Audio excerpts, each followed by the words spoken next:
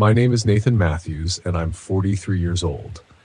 This happened just last November, though sometimes it feels like a dream, a fevered, impossible nightmare. But I know it wasn't. The evidence is still on my hard drive, and the memories refuse to fade. I was on a solo trip to Wilson's Creek National Battlefield near Republic, Missouri. As an amateur documentarian and history enthusiast, I had been traveling in my RV for months, recording footage for a series about haunted Civil War sites. Wilson's Creek was next on my list, known for its brutal battle in 1861 and the ghost stories that lingered.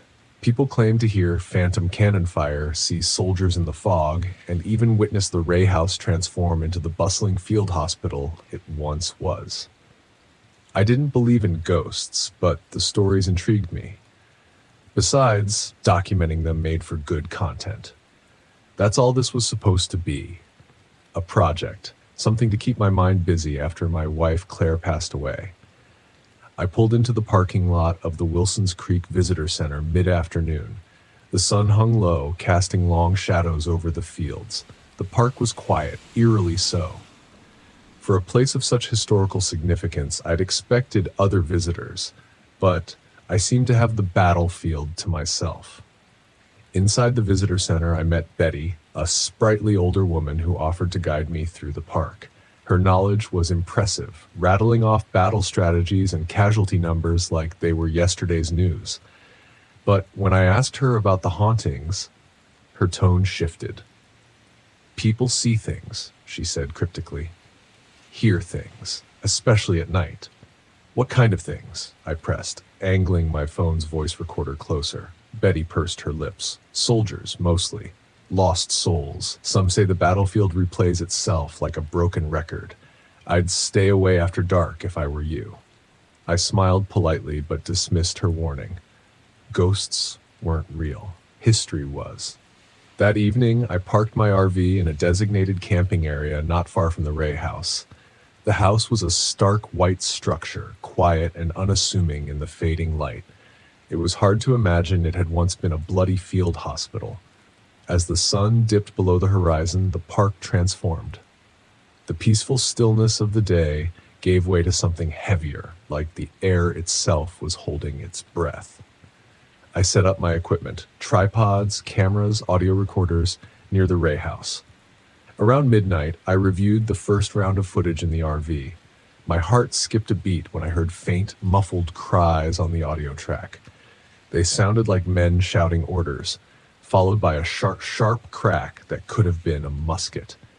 But when I checked the video, the field was empty. No movement, no source.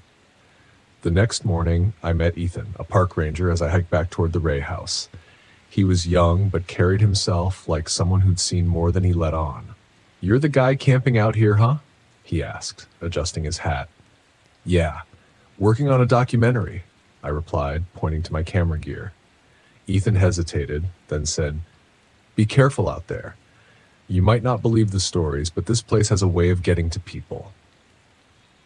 "What do you mean?" he shrugged. "Some folks see things they can't explain. A couple of tourists last year left in the middle of the night, said they heard someone walking around their tent, but no one was there." I nodded, though I didn't take him seriously.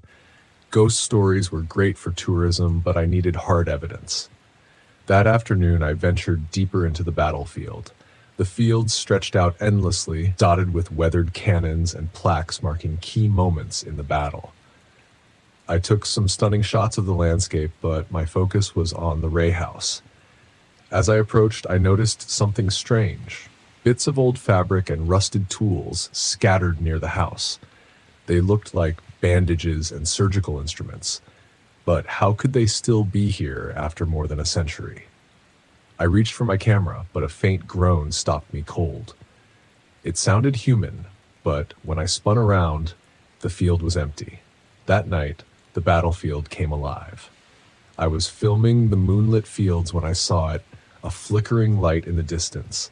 It looked like a campfire, but it hadn't been there during the day. As I walked toward it, the air grew colder. My breath misted in front of me, and the hairs on the back of my neck stood on end. Then I saw them. Shadowy figures moved through the fog. At first, they were faint outlines, but as I got closer, they sharpened into the forms of soldiers. Some marched in formation, rifles in hand. Others slumped over, clutching wounds. Their faces were pale and blurred, like watercolors bleeding into paper. I froze, my camera dangling uselessly from my neck. They didn't notice me. Or if they did, they didn't care. They were trapped in their own endless battle, repeating the same moments over and over. I stumbled back to the RV, but the activity didn't stop.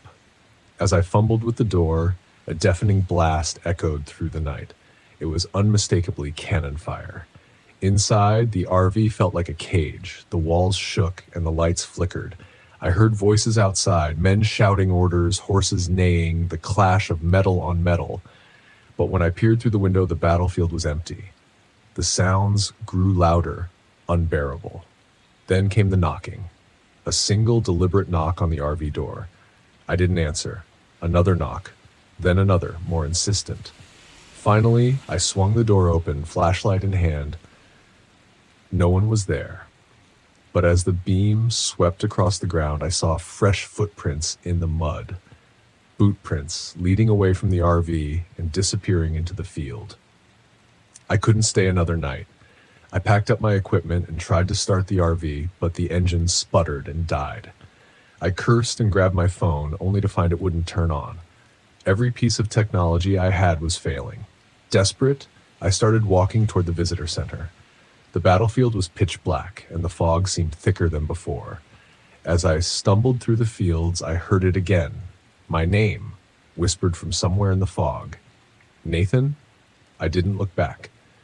By the time I reached the visitor center, the sun was rising. Betty was there, opening up for the day.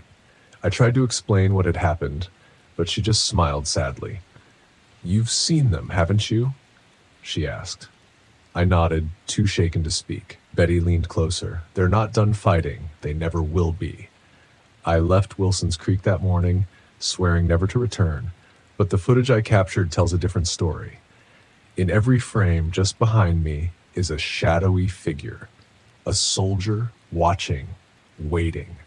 Some battles never end." Before we dive into the next exciting story, drop a comment below and let me know, what time is it where you're watching from?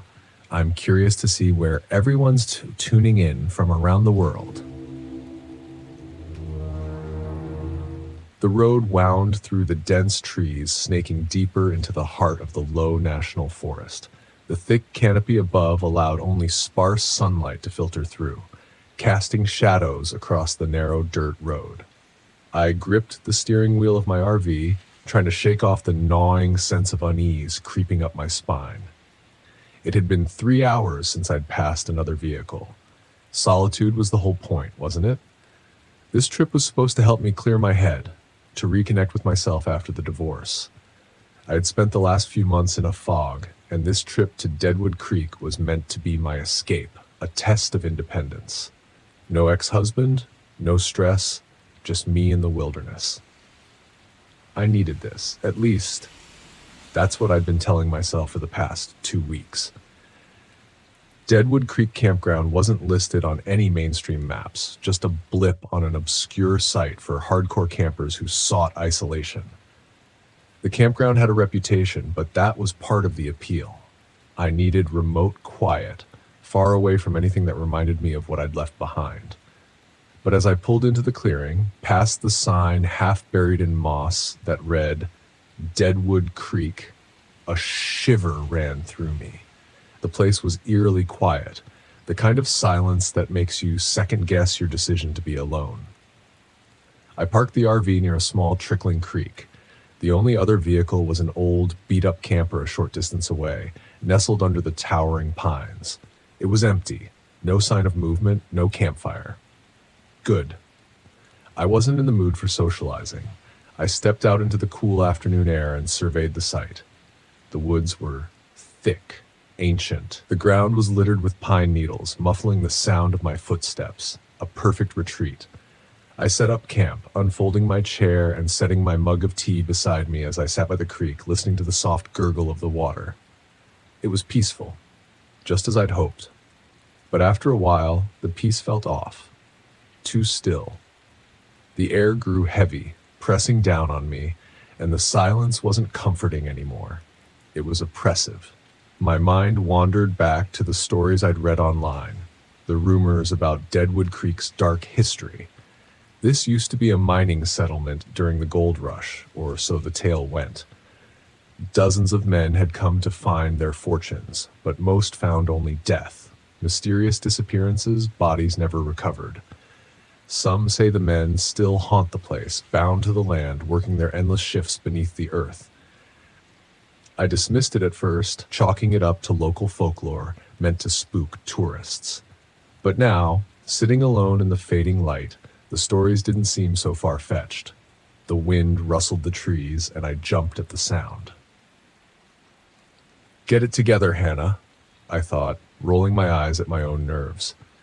I hadn't come all this way just to scare myself into leaving. That's when I saw him, a man standing near the edge of the campground, just at the tree line, leaning against a tree. He was tall with broad shoulders and a scruffy beard, his clothes worn and dirty as if he'd been out here for weeks. His gaze was fixed on me. I waved awkwardly and he lifted a hand in response before slowly walking over. "Didn't mean to spook you," he said, his voice easy, almost too casual. "Didn't expect anyone else out here this late in the season." "I wasn't expecting anyone either," I replied, forcing a smile. "Just needed some time alone, you know?" "Yeah, I get that," he chuckled, though the sound didn't quite reach his eyes. "I'm Rick, by the way. Been coming here for years." I nodded, unsure what to say. Rick had the look of someone who belonged out here, who knew the woods like the back of his hand. I didn't. "Be careful out here," Rick said after a pause, his gaze drifting toward the woods. "Deadwood Creek's got a history. Strange things happen when the sun goes down." My skin prickled at his words, but I forced myself to laugh. "Let me guess. Ghost stories? Miners and all that?" Rick's expression didn't change. "Something like that. Just don't stray too far from your camp." He turned and walked back to his camper without another word, leaving me with a knot of unease in my stomach. That night, I couldn't sleep. The RV was quiet, the temperature inside dropping faster than I expected. I wrapped myself in blankets and tried to ignore the feeling that something was wrong. Then, the sound started. At first, I thought it was the wind, but soon I realized it was more than that. Faint at first, barely perceptible. A rhythmic clinking echoed from the direction of the creek. It sounded like tools. Mining tools, pickaxes striking rock. I bolted upright in bed, my heart pounding. No, I was just imagining it. This was what I came here for, solitude. But I couldn't shake the sound. It was getting louder, the metallic rhythm persistent, almost like a heartbeat. I grabbed a flashlight and climbed out of the RV, my breath visible in the cold night air. The forest was a wall of darkness, the trees looming overhead like silent sentinels. The sound of the creek was louder now, rushing over rocks, and I could swear I heard voices, whispers carried on the wind. My flashlight beam swept across the campsite, catching nothing but trees and the faint shimmer of water. But then I saw them, figures. Shadowy, half-formed shapes moving by the creek, their outlines faint but unmistakably human. They moved like they were working, digging, swinging pickaxes in time with the clinking sound. My throat tightened as I realized they weren't there in the normal sense. They were translucent, faded. I stumbled back, my mind scrambling to make sense of it. Ghosts? No, that was impossible. I backed toward the RV, my pulse racing, but as I turned, I nearly collided with Rick. "Easy," he said, raising his hands. "I saw your light. Thought I'd come check on you." I couldn't find the words to explain what I'd just seen. But Rick didn't need me to. He just looked over at the creek and nodded, his face unreadable. "They come out at night, the miners. Been here for over a century, trapped in their own hell." I swallowed hard, trying to suppress the rising panic. "You mean you know about this? What is this place?" Rick gave a half smile, though it was more sad than comforting. Deadwood Creek. These men came here to find gold, but all they found was death. Now they're stuck here, working the land forever. Some nights they're just echoes, other nights. He trailed off, but the implication was clear. On other nights, they weren't just echoes. My name is Adam Patterson, and back in 2020, I took my old RV out to the quiet, forested edges of North Cascades National Park in Washington State. It was my first real solo camping trip, and I'd been waiting for something like this, a solid getaway from my usual routine back in Seattle. I wasn't exactly the outdoorsy type, but I figured why not? I'd bought the RV on a whim the year before, a retirement gift to myself. Though retired might have been stretching it. Let's just say my company wasn't thrilled when I walked out that morning. The mist hung low over the ground and the air was as crisp as it gets. It felt good to breathe that air without the usual city grime. I settled into my folding chair with a paperback, expecting nothing more from the day than some peace. My plan was simple: sit around, maybe fish a little, grill up whatever was in the freezer, then call it a night. Easy, right? I hadn't noticed anyone else on my stretch of road. That was one of the things I liked about the park. Vast, quiet, and empty. No tourists, no loud music, and most importantly, no nosy neighbors. I'd parked in a remote area with views of towering Douglas firs and thick ferns carpeting the ground, somewhere off Route 20 where most folks don't bother going. I'd barely been there half a day when I heard a distant crunch of footsteps. Looking up, I spotted a man in the distance, cutting through the trees like he owned the place. He was tall, lean but wiry, with a face that looked as though it had taken a few hits over the years. His dark, greasy hair was shoved under a beat-up baseball cap, and his clothes looked worn, like they'd seen more forest nights than washing machines. He caught my eye, and for a second, I thought he was going to keep walking. But instead, he stopped, gave me a look that lingered just a little too long, then veered off toward my RV. I put down my book and stood up, trying to look casual but still assertive, like maybe he'd get the hint that this was private space. Not that I had any ownership over the forest, but it's natural to feel territorial when you're alone in the woods. "Nice setup you got here," he said in a voice that was rough and gravelly, almost like he hadn't spoken in a while. "Didn't expect anyone out this far." I shrugged, keeping my tone light. "Just me. Figured I'd get some quiet out here." He didn't respond right away, just let his eyes drift over my RV, my cooler, the small stack of firewood I'd gathered. Then he nodded. "You mind if I sit?" I did mind, actually, but I didn't want to come off as rude, so I forced a nod. He plopped down on the edge of the picnic table, eyes still scanning my stuff. "You been out here long?" he asked. "Just got here this morning," I replied, not offering much. "Ah," he said, scratching at his neck. "I've been out here a while myself, been walking a lot." Pretty remote place for a hike, I noted, trying to gauge his intentions. His clothes had stains that weren't exactly mud, and his fingernails were caked with something darker. I was already regretting letting him sit. "You ever hear the stories about this place?" he asked, his voice low. "People go missing in these woods." That line would have felt more ominous if it hadn't sounded like the setup for a ghost story. I smirked, leaning back. "Well, I haven't seen any ghosts yet." His expression didn't change. "Not ghosts," he replied slowly. "People." A pause settled over us, thick and awkward. I'd had enough weird encounters back in the city, but something about his presence, the way his eyes bored into mine with a strange intensity, made me uneasy. I cleared my throat, glancing around. "Well, I think I'll head back to my chair. Got some reading to catch up on." "Sure," he said, not moving. "Just be careful, yeah?" With that, he wandered off, not saying another word. I watched him go until he disappeared into the trees and let out a breath I hadn't realized I was holding. Something about him was off, but I tried to brush it off as paranoia. I wasn't used to being alone in the woods, after all. Maybe I was just reading too much into things. But as the day wore on, I couldn't shake the feeling that I was being watched.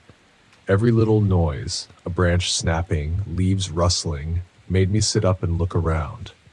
I saw nothing, though, and after a few hours, I managed to convince myself it was all in my head.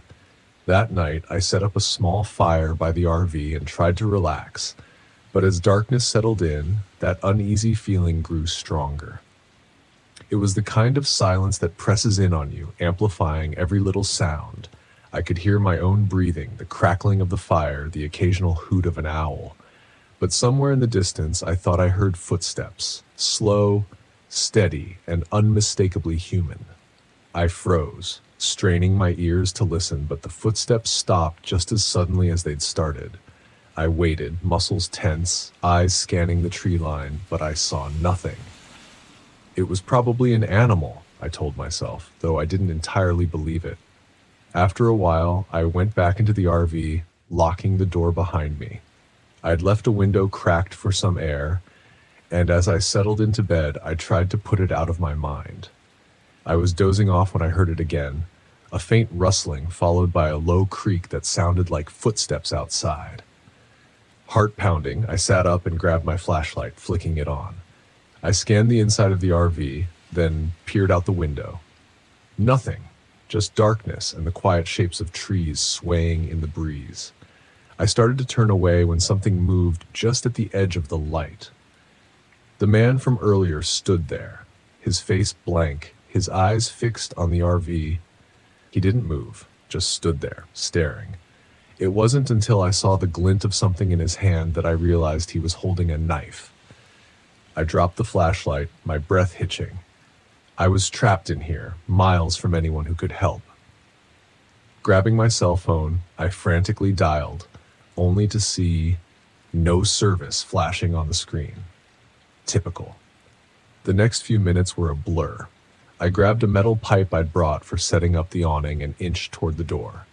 My mind raced through options, each one more useless than the last. He was still outside, pacing now, like he was trying to work himself up to something. I needed a distraction. In a split-second decision, I cracked open the window just enough to toss out an empty beer can I'd left by the sink. It hit the ground with a soft clank, and his head whipped toward the noise. Seizing the moment, I flung open the RV door, lunged out, and swung the pipe as hard as I could. The metal hit his shoulder, and he stumbled back, dropping the knife. I didn't wait to see if he'd get back up. I took off running, my legs burning as I bolted through the trees. Adrenaline was the only thing keeping me going, but I could still hear him behind me, stumbling through the brush, cursing under his breath. I kept running, every instinct telling me not to look back, not to stop.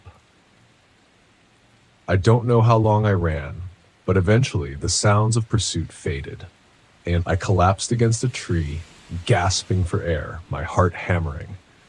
I was alone, bruised and shaken, but alive. In the days that followed, I learned that authorities had found traces of what the man had done. Shallow graves scattered around the woods with remains too far gone to identify. They said he'd been hiding out in the park for years, living off the grid, hunting the occasional unsuspecting camper. But when I think back to that night, the thing that haunts me isn't the chase or even the terror I felt. It's the thought of how close I'd come to being just another name on a missing persons list. Another story lost in the depths of the forest. I never wanted to drive Loveland Pass again. I hadn't been back on that stretch of road since the night Marty died. The night his rig went over the edge and disappeared into the fog like it had never existed. The only thing they found was twisted metal at the bottom of the canyon. I told myself it wasn't my fault, but the guilt stuck to me like oil on a rag, refusing to wash off no matter how many miles I put between me and that place. But Pete called in a favor. He needed me, and I owed him more than I could count. A convoy job through the Rockies, 3 trucks hauling high-value cargo to a research facility in Colorado. It was big money, but more than that, it was for Pete. He convinced me with a laugh over the phone. "Come on, Red, we need your experience out here." What could go wrong? I didn't laugh. Not this time. So there I was, back in the driver's seat of my rig, with Pete leading the convoy and another trucker, Jerry, bringing up the rear. The snow-capped peaks of the Rockies loomed ahead as we started our ascent through Loveland Pass. The winding road snaked around the mountains, a narrow, dangerous route where one wrong move could send you tumbling into nothingness. The memories hit hard as soon as we passed the first switchback, the same stretch where Marty had lost control. I gripped the wheel tighter, feeling the familiar weight of regret in my chest. I'd spent years avoiding convoys, always driving solo. The ghosts from that night hadn't let me forget, and now I was back, like I was inviting them to haunt me all over again. "Red, you still with us?" Pete's voice crackled over the CB, cutting through my thoughts. I pressed the mic. "Yeah, still here. Roads are getting slick. We should take it slow."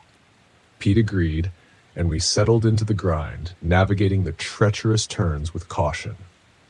The sun had set hours ago, and now only the thin beams of our headlights cut through the growing darkness. The fog rolled in thick and fast, curling around the edges of the road like ghostly fingers. That's when I saw it up ahead. Just barely visible through the fog was a pair of headlights. They flickered like a dying flame, appearing and disappearing in the swirling mist. I squinted, leaning forward, trying to get a better look. It was a truck, no doubt about it, but there was something familiar about the way it moved, the way it hugged the curves of the road like it had been driving this route for years. I keyed the mic again. "Pete, you see that truck up ahead?" Silence. Then Pete's voice came through, confused. "There's no truck, Red, just us." I glanced in the mirror. Jerry's headlights were still behind me, steady and unchanging. But the truck in front? It wasn't one of ours. I let go of the mic, my gut tightening. Maybe it was a local driver, someone familiar with the area. But as I watched it more closely, I knew that wasn't right. The truck was old, real old, the kind of rig you didn't see much on the road anymore. And then it hit me, hard and fast. The paint job, the faded red stripe down the side, the same color as the one Marty had on his rig. My chest tightened. "No?" I whispered, gripping the wheel so tight my knuckles went white. It couldn't be Marty's truck. It was gone, destroyed, crumpled at the bottom of a canyon. But this was his rig. It had to be. The headlights flickered again, and then the truck was gone, swallowed by the fog like it had never been there. "Red, you good back there?" Pete's voice crackled through again. I didn't respond right away. My pulse was racing, my hands slick with sweat. I glanced around, looking for any sign of the truck, but the road was empty. "Yeah," I said finally, my voice shaky. "Just seeing things." But I wasn't seeing things, not this time. We kept moving, the road winding higher, the fog thickening. The curves grew sharper, and the guardrails seemed to disappear into the mist, making it feel like we were driving on the edge of the world. That's when the CB crackled again. But this time it wasn't Pete or Jerry's voice. "Red, you gotta help me." The voice was faint, distorted, but I recognized it immediately. My heart stopped. "Marty?" I whispered, disbelief creeping into my voice. The radio stayed silent for a moment, but then it came again, clearer this time, like the words were being dragged through the static. "Red, help me. I can't hold on." I dropped the mic. This wasn't real. It couldn't be. Marty was dead, gone, but that voice, it was his. Down to the rasp he always had when he called me Red. I hadn't heard it in years, and yet here it was, crackling through the radio like a ghost from the past. I tried to shake it off, tried to convince myself it was just some weird interference.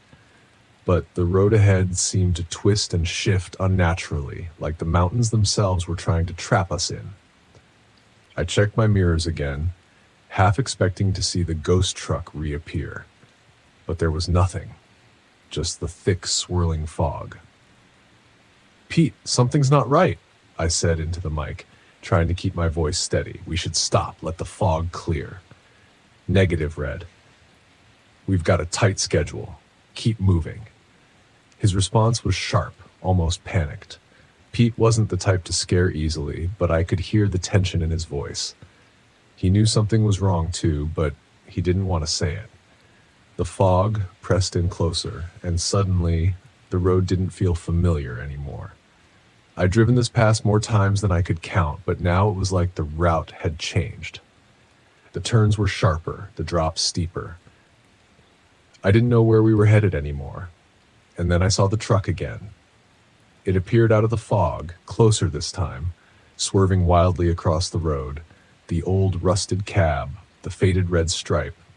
It was Marty's rig, no doubt about it. But when I pulled alongside, there was no driver.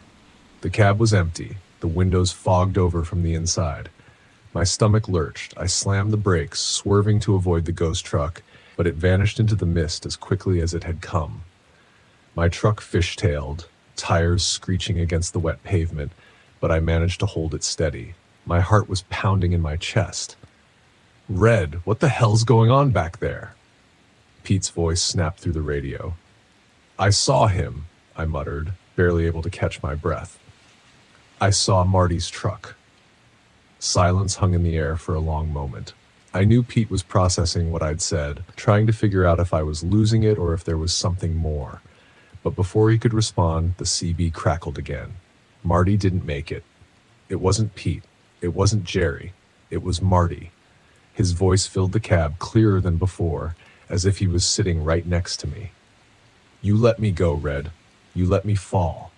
I clenched the wheel, anger and fear boiling in my chest. "I didn't let you fall. I tried, Marty. You didn't try hard enough." The road twisted again, sharper this time, and I could barely see the guardrail through the fog. But I kept driving, adrenaline coursing through me as Marty's voice echoed in my head. Suddenly, Pete's voice cut through the chaos. "Red, you gotta snap out of it. This isn't real. It's the mountains messing with you." I snapped back. "Messing with me." "Don't act like you don't hear him, Pete." Pete didn't answer. The road ahead dipped sharply, and I saw it.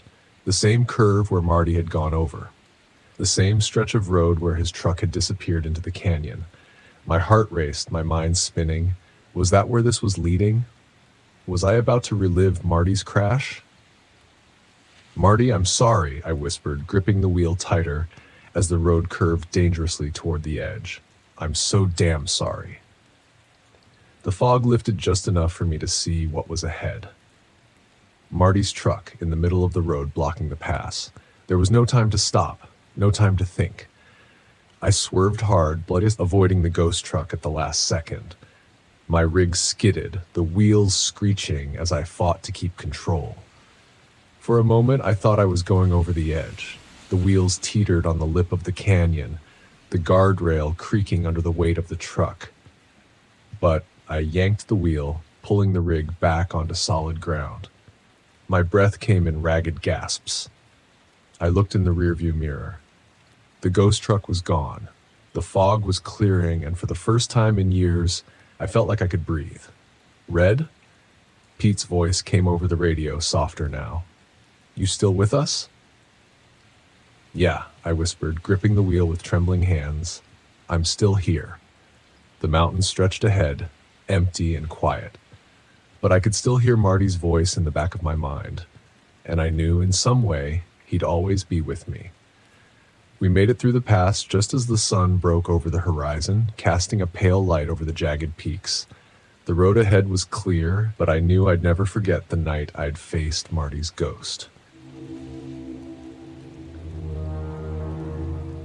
My name is Jerry Bryant, and I'm 43 years old. This happened just a few months ago in Quiver River State Park, Missouri. I'd taken my RV out for a long weekend, hoping to find some peace and clarity after losing my wife, Emily, in a car accident last year. The grief was unbearable, and I thought maybe some solitude in the woods would help me reconnect with myself. I couldn't have been more wrong. The trip started normally enough. I parked my RV in a quiet, secluded spot near the river. It was late afternoon, and the golden sunlight filtered through the trees, making the forest look almost magical. I didn't see any other campers around, but that suited me just fine. I wasn't in the mood for small talk or friendly neighbors. This trip was about healing, or at least trying to. After setting up camp, I took a short hike to stretch my legs and get familiar with the area. The trails were beautiful, winding through dense woods that smelled of pine and damp earth. About a mile in, I stumbled across an old swing set tucked into a clearing. It was rusted and overgrown with weeds, like something out of a forgotten childhood. The sight of it sent a chill down my spine, though I couldn't say why. I turned back before the sun started to set, eager to get back to the safety of my RV. That night, I built a small fire and cooked dinner. The quiet was almost oppressive, broken only by the occasional hoot of an owl or the rustling of leaves. I tried to focus on the crackle of the fire, but something felt off. The air was too still, like the forest was holding its breath. Around midnight, I crawled into bed. That's when I heard it. Laughter. Soft, high-pitched giggles, faint but distinct. At first, I thought I was imagining it, but then it came again, drifting through the trees. Kids? I muttered to myself. It didn't make sense. There were no families around, at least not that I'd seen. The laughter continued for a few minutes, then stopped as suddenly as it had started. I told myself it was just my mind playing tricks on me and forced myself to sleep. The next day, I decided to hike one of the longer trails. The air was crisp, the kind of autumn morning that usually lifted my spirits, but the woods felt different now, as if they were watching me. About 2 miles in, I stumbled across the swing set again. I hadn't realized I'd looped back to the clearing. This time, one of the swings was moving, creaking softly as it swayed back and forth. There was no wind. I froze, my heart pounding. For a moment, I considered walking up to the swings to see if someone was there, but an overwhelming sense of dread stopped me. Instead, I turned and hurried back to the trail. That afternoon, I met a park ranger named Chloe Hart. She was checking the area for maintenance issues and stopped by my campsite to say hello. "You here alone?" she asked, glancing at my RV. "Yeah," I said. "Needed a little time to myself." She nodded, but seemed uneasy. "This part of the park doesn't get many visitors anymore." "Why's that?" She hesitated, then said, "People say it's haunted. Mostly just stories about kids who drowned in the river years ago, but you know how stories have a way of sticking." I forced a laugh. "You're not trying to scare me off, are you?" "No," she said quickly, her expression serious. "Just be careful. If you hear anything strange, don't go looking for it." That night, the laughter returned. It started faint, almost playful, but grew louder and more insistent. This time, it didn't stop. I sat by the fire, gripping my flashlight as the sound echoed through the trees. Then I heard a voice, soft and childlike. "Brian, come play with us." I stood, my blood running cold. "Who's there? Who's there?" No answer. I scanned the woods with my flashlight, but the beam only illuminated empty branches. The laughter erupted again, this time from behind me. I spun around, but no one was there. When I finally retreated to the RV, I found handprints on the windows. Small, childlike prints pressed against the glass. The next morning, I debated leaving, but something kept me there. Maybe it was stubbornness, or maybe it was the feeling that running away wouldn't help me escape the weight in my chest. I spent the day trying to distract myself with chores, but the unease lingered. When I stepped outside to get some fresh air, I found a small wooden spinning top on the step of my RV. I hadn't seen it before, and I definitely hadn't put it there. That evening, I decided to confront whatever was happening. I grabbed my flashlight and headed to the swing set clearing, determined to find answers. The swings were moving again, creaking softly in the still air. As I stepped closer, I saw footprints in the dirt, small, bare footprints leading toward the river. The laughter returned, louder than ever, but now it sounded wrong. distorted like a tape being played too fast and too slow at the same time. Then I saw them, shadowy figures of children, barely more than outlines, standing by the water's edge. They turned to look at me, their faces pale and featureless. One of them giggled, holding up the spinning top. "Come play with us," the child said, its voice hollow and echoing. I stumbled back, tripping over a root. The figures advanced, their laughter turning to screams. I scrambled to my feet and ran, the sound of their footsteps close behind me. When I reached the RV, I slammed the door shut and locked it, but the laughter didn't stop. It surrounded me, coming from every direction. Desperate, I grabbed the spinning top and hurled it into the fire. The flames roared brighter and hotter than before, and the laughter turned to agonized wails. The handprints on the windows faded, and the air grew still again. The next morning, I left without looking back. As I drove away, I saw Ranger Hart standing by the side of the road. She didn't wave, just watched me with a look of quiet understanding. Even now, I hear the laughter sometimes, faint and distant, as if it's waiting for me to come back. But I won't. Not ever.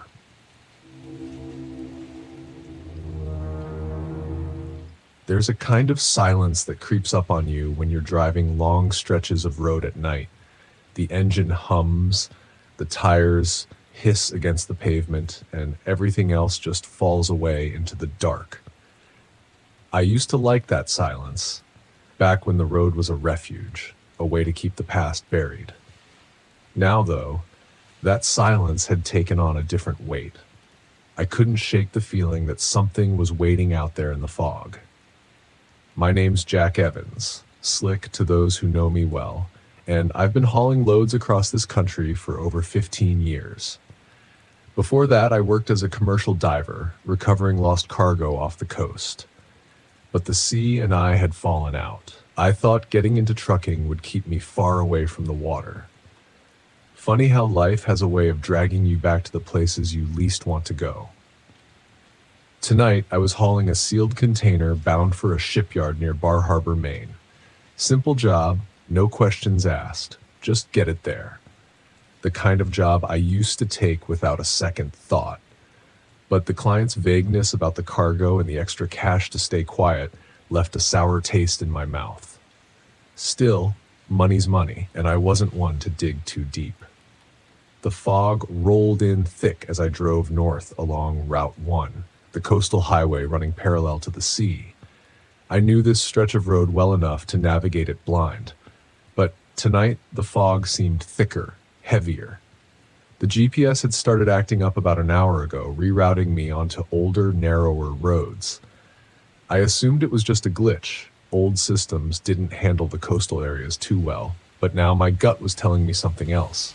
As I passed another turnoff toward the cliffs, the GPS blipped again, rerouting me to an unnamed road that curved down toward the coast.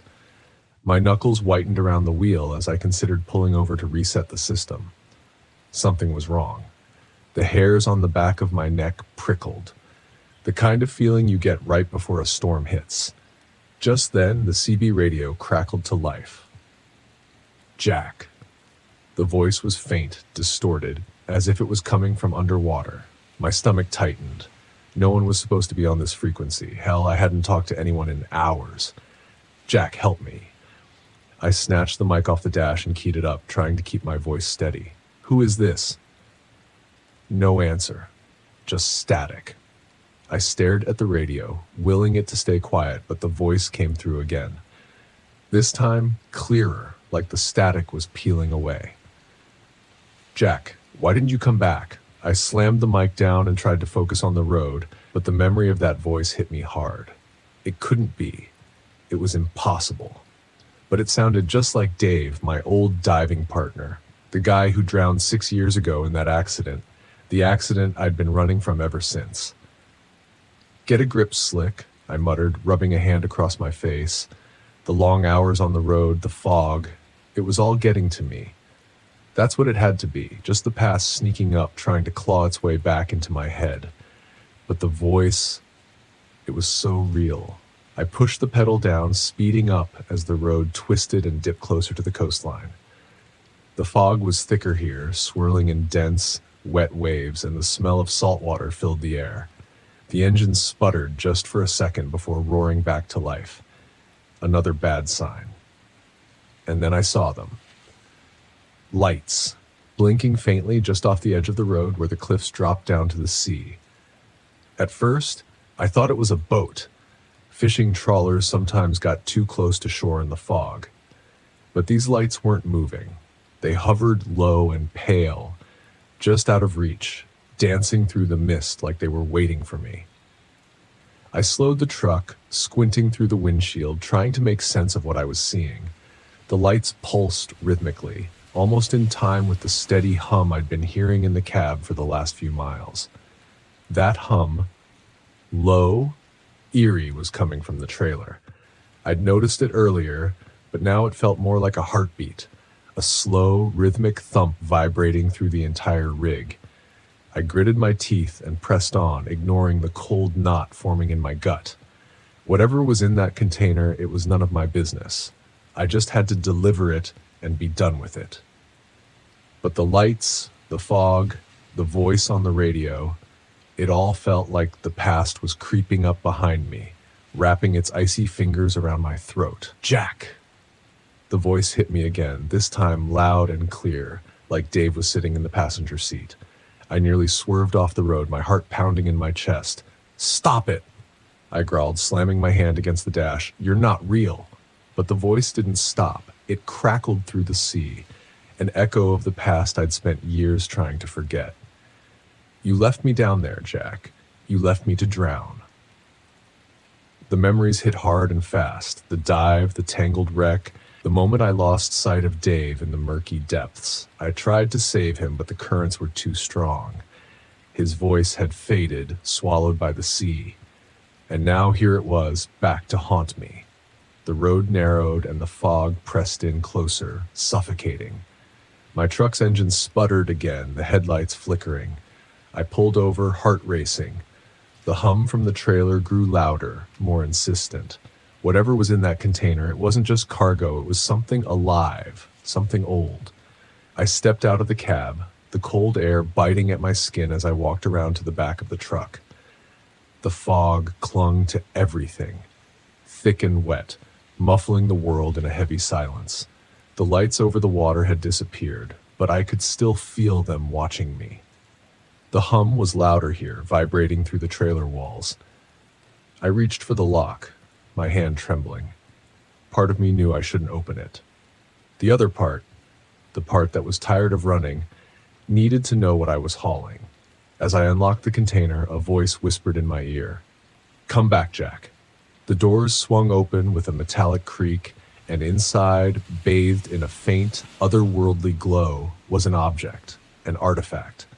It looked ancient, carved from dark stone, with strange symbols etched into its surface. The hum was coming from it, pulsating like a heartbeat, sending ripples of energy through the air. I took a step back, the realization sinking in like a weight in my chest. This thing wasn't just cargo, it was something tied to the sea, something old and powerful, and it had been calling to me all night. The fog swirled around me, thickening, and I felt a presence, multiple presences, moving through it. Figures, humanoid but distorted, like they were submerged in water, appeared at the edges of the road. Their eyes glowed faintly, and their movements were slow, deliberate, as they waded through the fog toward me. I stumbled back, my pulse racing.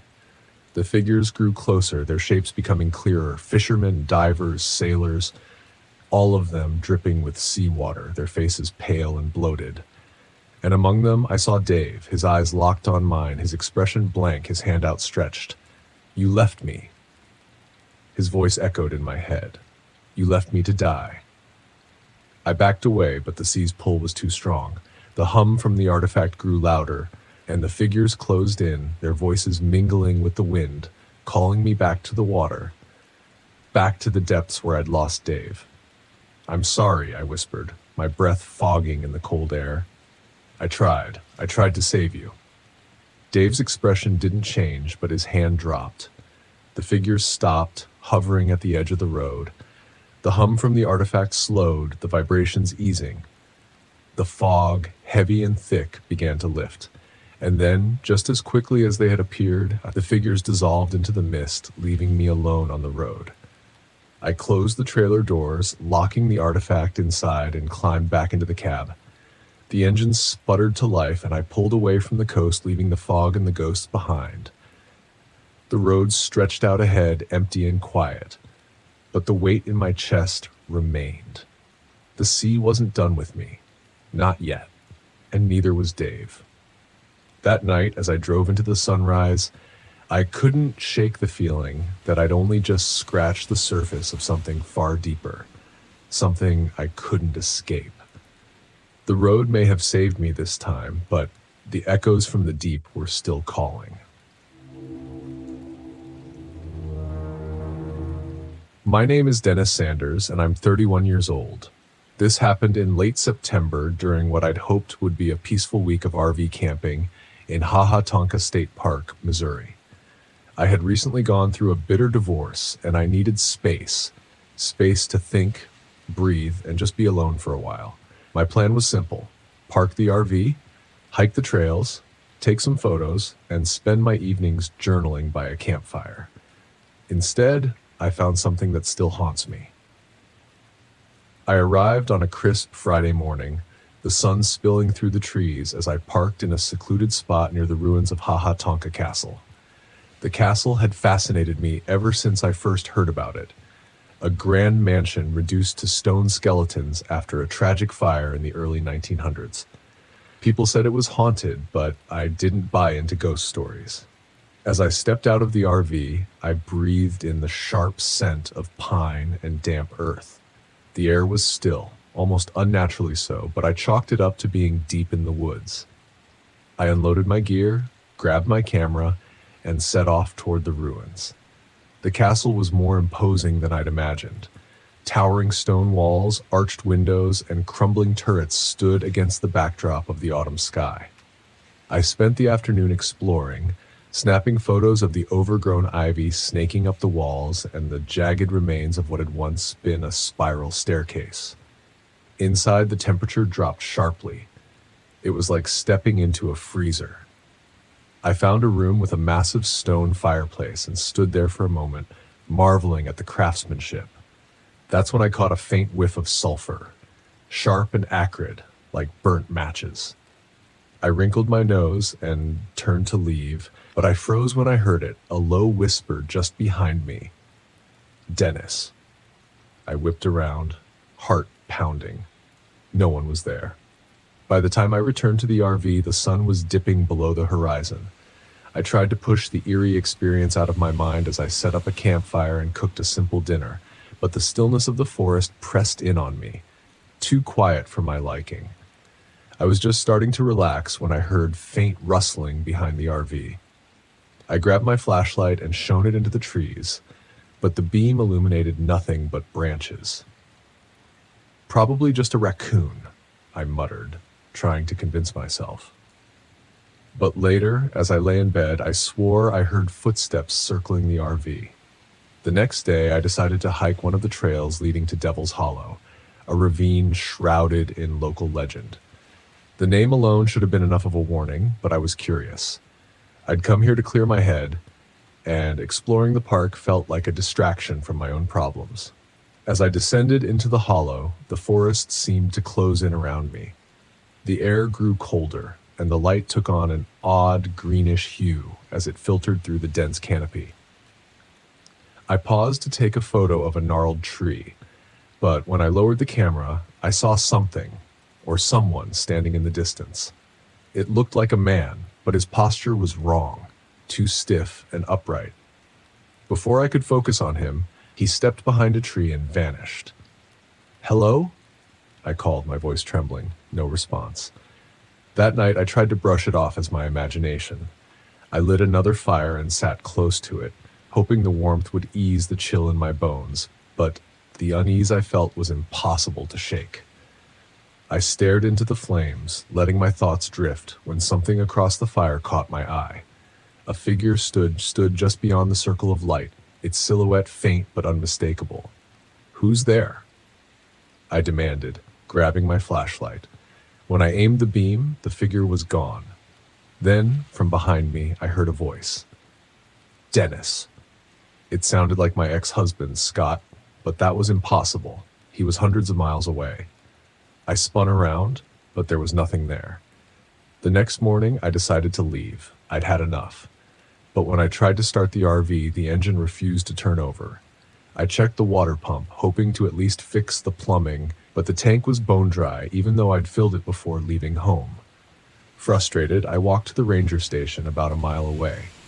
The man on duty, Ranger Martin Holt, listened as I explained my situation, though I left out the strange occurrences. "You camping near the ruins?" he asked, his brow furrowing. "Yeah, why?" He hesitated before answering. "Strange things happen in that part of the park. Always have. My advice? Don't stick around after dark." I wanted to press him for details, but the look in his eyes stopped me. That afternoon, I decided to hike back to the castle ruins, partly out of frustration and partly out of defiance. If the place was as haunted as people said, I wanted to see it for myself. In the same room where I had smelled sulfur before, I noticed something I hadn't seen the first time. A small, leather-bound journal wedged into a crack in the stone wall. Curious, I pulled it out and opened it. The pages were filled with cramped handwriting detailing the life of the mansion's original owner, a wealthy businessman named Robert Snyder. One entry caught my attention. I made the pact. "It will bring me wealth and power, but the price is steep. The hollow will never rest." The words sent a chill down my spine. That night, the entity made itself known. The whispers started just after sundown, faint at first but growing louder. "Dennis, Dennis." I bolted the RV door and grabbed the journal, flipping through it in search of answers. Another entry described a ritual involving fire and salt to ward off the entity, but it was vague, more of a warning than an instruction. Suddenly, the RV shook violently, as if something massive was pushing against it. I heard scraping noises, like claws raking across metal. My flashlight flickered, and I saw it, a shadowy figure standing outside the window.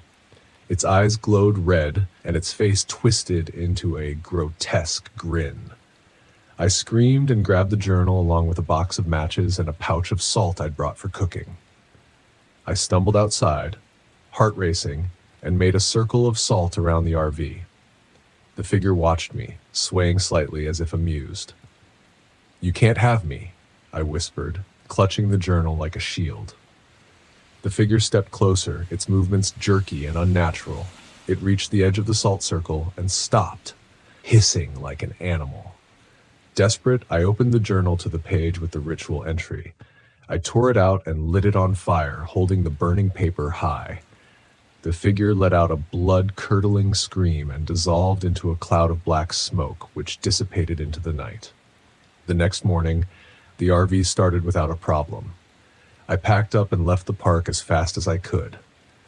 I don't know what that thing was, demon, ghost, or some twisted remnant of Snyder's curse. But I know one thing. I'll never go back to Haha Tonka. Even now, in the safety of my apartment, I sometimes catch the faint smell of sulfur in the air. And at night, when the world is quiet, I hear whispers calling my name.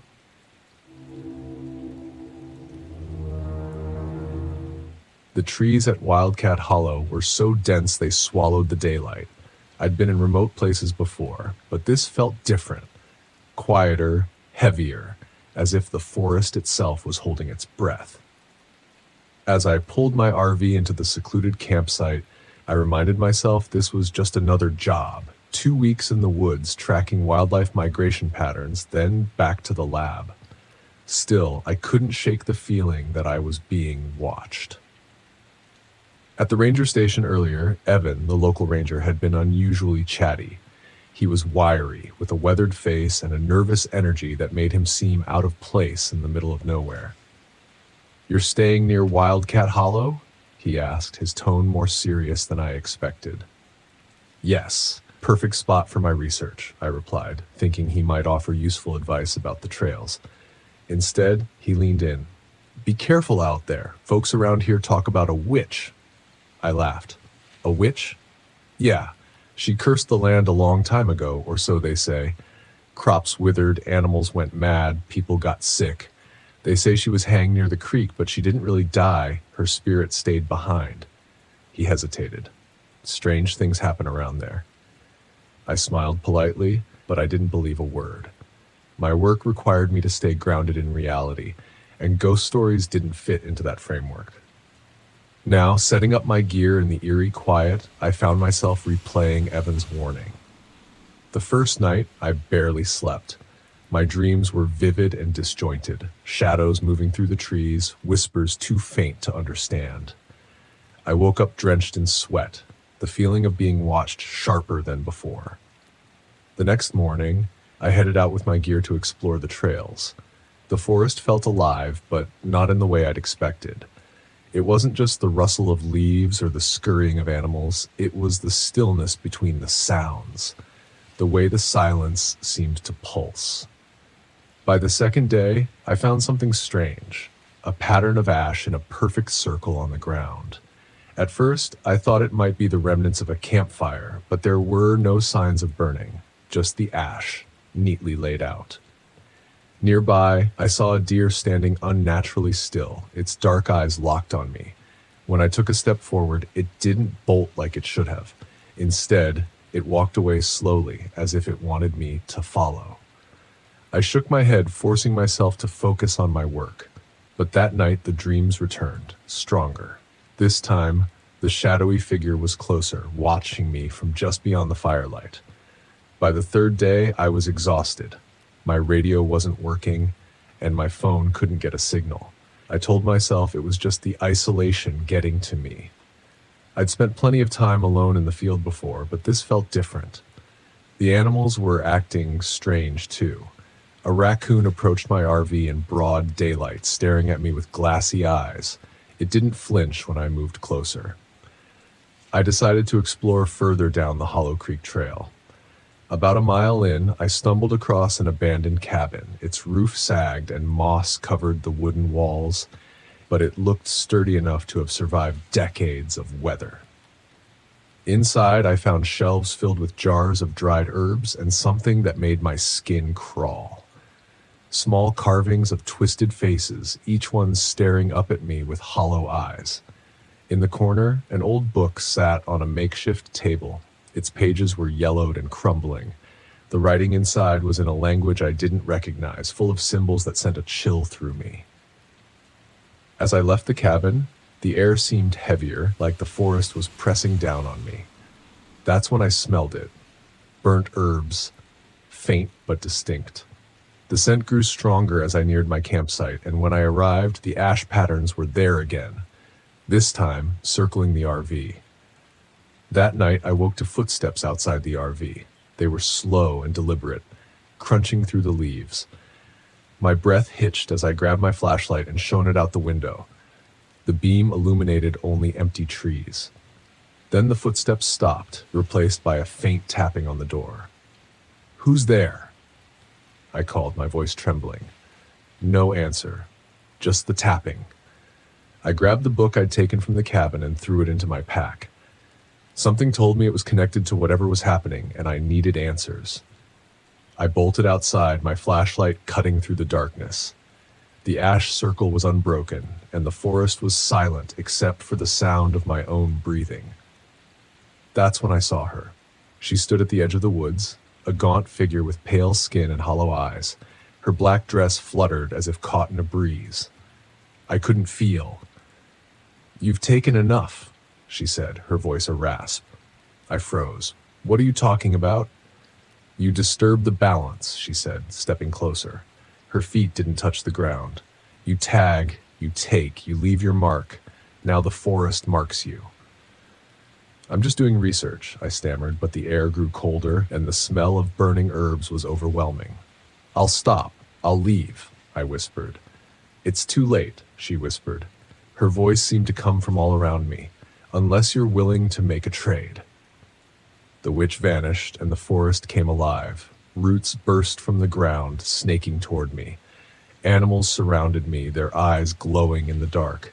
I ran blindly, clutching the pack with the book. Somehow, I found my way back to the cabin. Inside, the air was suffocating, and the symbols on the walls seemed to rise. The witch's voice echoed in my head. Restore the balance. I opened the book, desperate for answers. One page stood out, its symbols burning into my vision.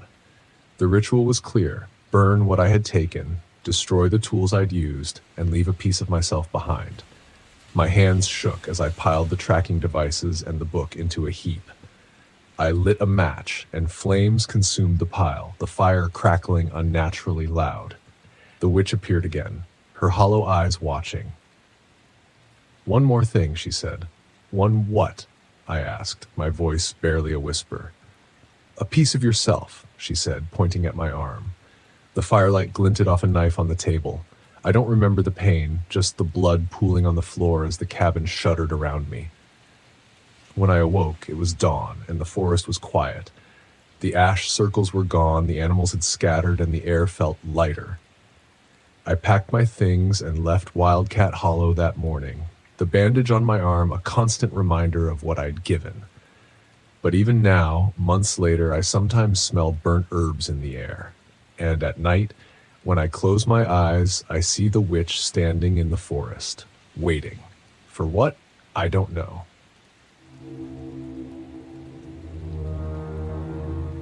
My name is Paul Miller, and this happened back in 1997 while I was camping in the Buffalo National River Park in Arkansas.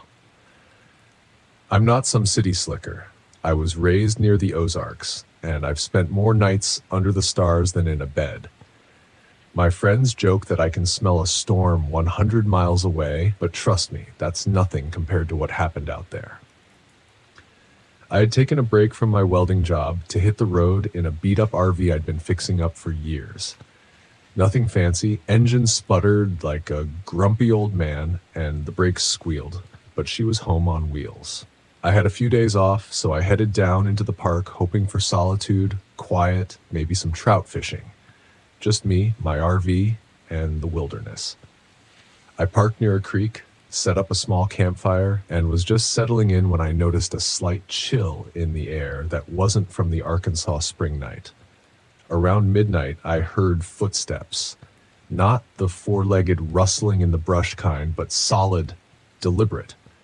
I figured it was a ranger doing late-night rounds, maybe checking permits or making sure no one was up to anything stupid. But these steps were heavy, slower than a ranger's. I stood by the fire, squinting into the darkness, waiting for the visitor to make themselves known. Nothing. I hollered out, hoping whoever it was would step into the light. No response, just that heavy, dragging step. Then silence. Morning came, and I brushed off the eerie encounter as an animal, a big deer, maybe, or a black bear with a limp. But there were no tracks around my RV, no sign of anything. I chalked it up to an overactive imagination and got on with my day, exploring the park, casting lines into the water, letting my mind ease into the peace of the woods. That peace was shattered the second night. I was finishing off a can of beans by the fire, reading an old Louis L'Amour novel by flashlight, when the footsteps returned, closer this time. I killed the light, heart hammering, as I waited in the darkness. The footsteps were deliberate, slow, and they circled my RV. I had my hunting knife on me, nothing else. I told myself it was probably some punk kid messing with me, but deep down, I knew it was something else. The footsteps stopped right outside the RV door. I waited, barely breathing, clutching my knife. Suddenly, a loud bang echoed through the stillness, like a fist slamming against metal. Then I heard a raspy voice, too low to make out the words. My blood ran cold. I stayed put, hoping they'd go away. After a minute, I peeked through the RV's window. A man was standing there just a few feet away, watching the fire flicker. He was tall, dressed in dirty worn clothes, and his face was pale under the moonlight. I could make out dark, slick hair and what looked like a scar running down his cheek. He didn't move, didn't blink, just stood there staring at the fire as if hypnotized. Eventually, he walked off, disappearing into the woods. I didn't sleep a wink that night, and as soon as dawn hit, I decided to pack up and find another campsite. No point hanging around where some creep was lurking. I drove down to a more populated section of the park, hoping the presence of other campers would keep this guy at bay. But that night, he found me again. I'd parked near a clearing where a couple of other RVs were scattered, but they were far enough away that no one would notice the faint shuffle of footsteps near my door. I braced myself, gripping my knife as the footsteps circled the RV. Slower this time, more methodical. He was testing me. I could feel it. Suddenly, a scraping sound ran along the side of the RV, like metal on metal. It sent a chill through me. I shouted out, demanding he leave, but the only answer was a sickening laugh that echoed through the woods.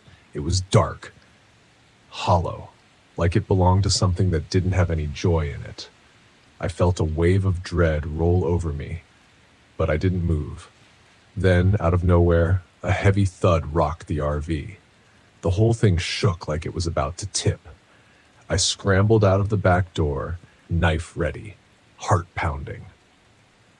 I darted behind a tree, crouching low, watching the shadow of the man as he moved around the RV. He was dragging something heavy, cumbersome.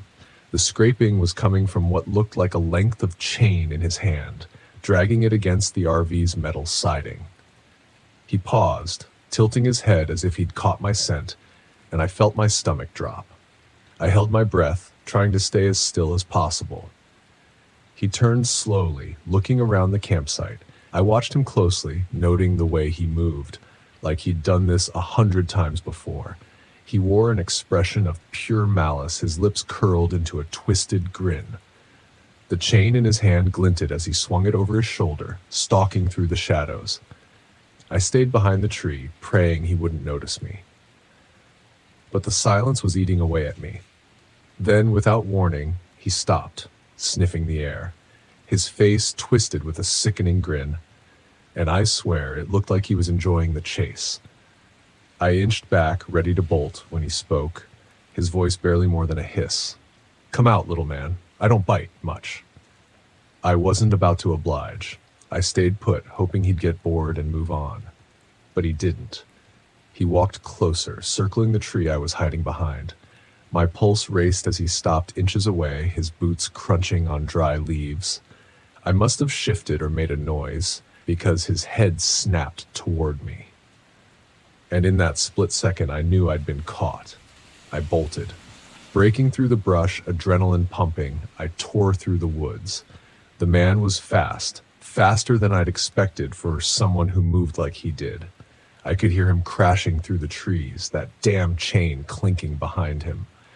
The forest was dense, and I ducked low, trying to lose him in the undergrowth. I saw a small ravine up ahead and slid down the side, hoping to throw him off my trail. The minutes stretched on. My breath was ragged. I listened, waited for any sign of him. Silence. I dared to look up, scanning the area, heart still hammering. I couldn't see him, but I didn't trust it. The man was clever, methodical. I knew better than to let my guard down. I stayed crouched in the ravine, the silence pressing down on me. Then I saw it, a shape in the shadows, moving slowly. His chain scraped along the rocks as he crept closer. I clutched my knife, preparing for the worst. Just as he reached the edge of the ravine, headlights cut through the trees. Another camper must have been driving up the trail. In that moment of distraction, I took my chance. I scrambled up the side of the ravine, bolting toward the lights, shouting for help.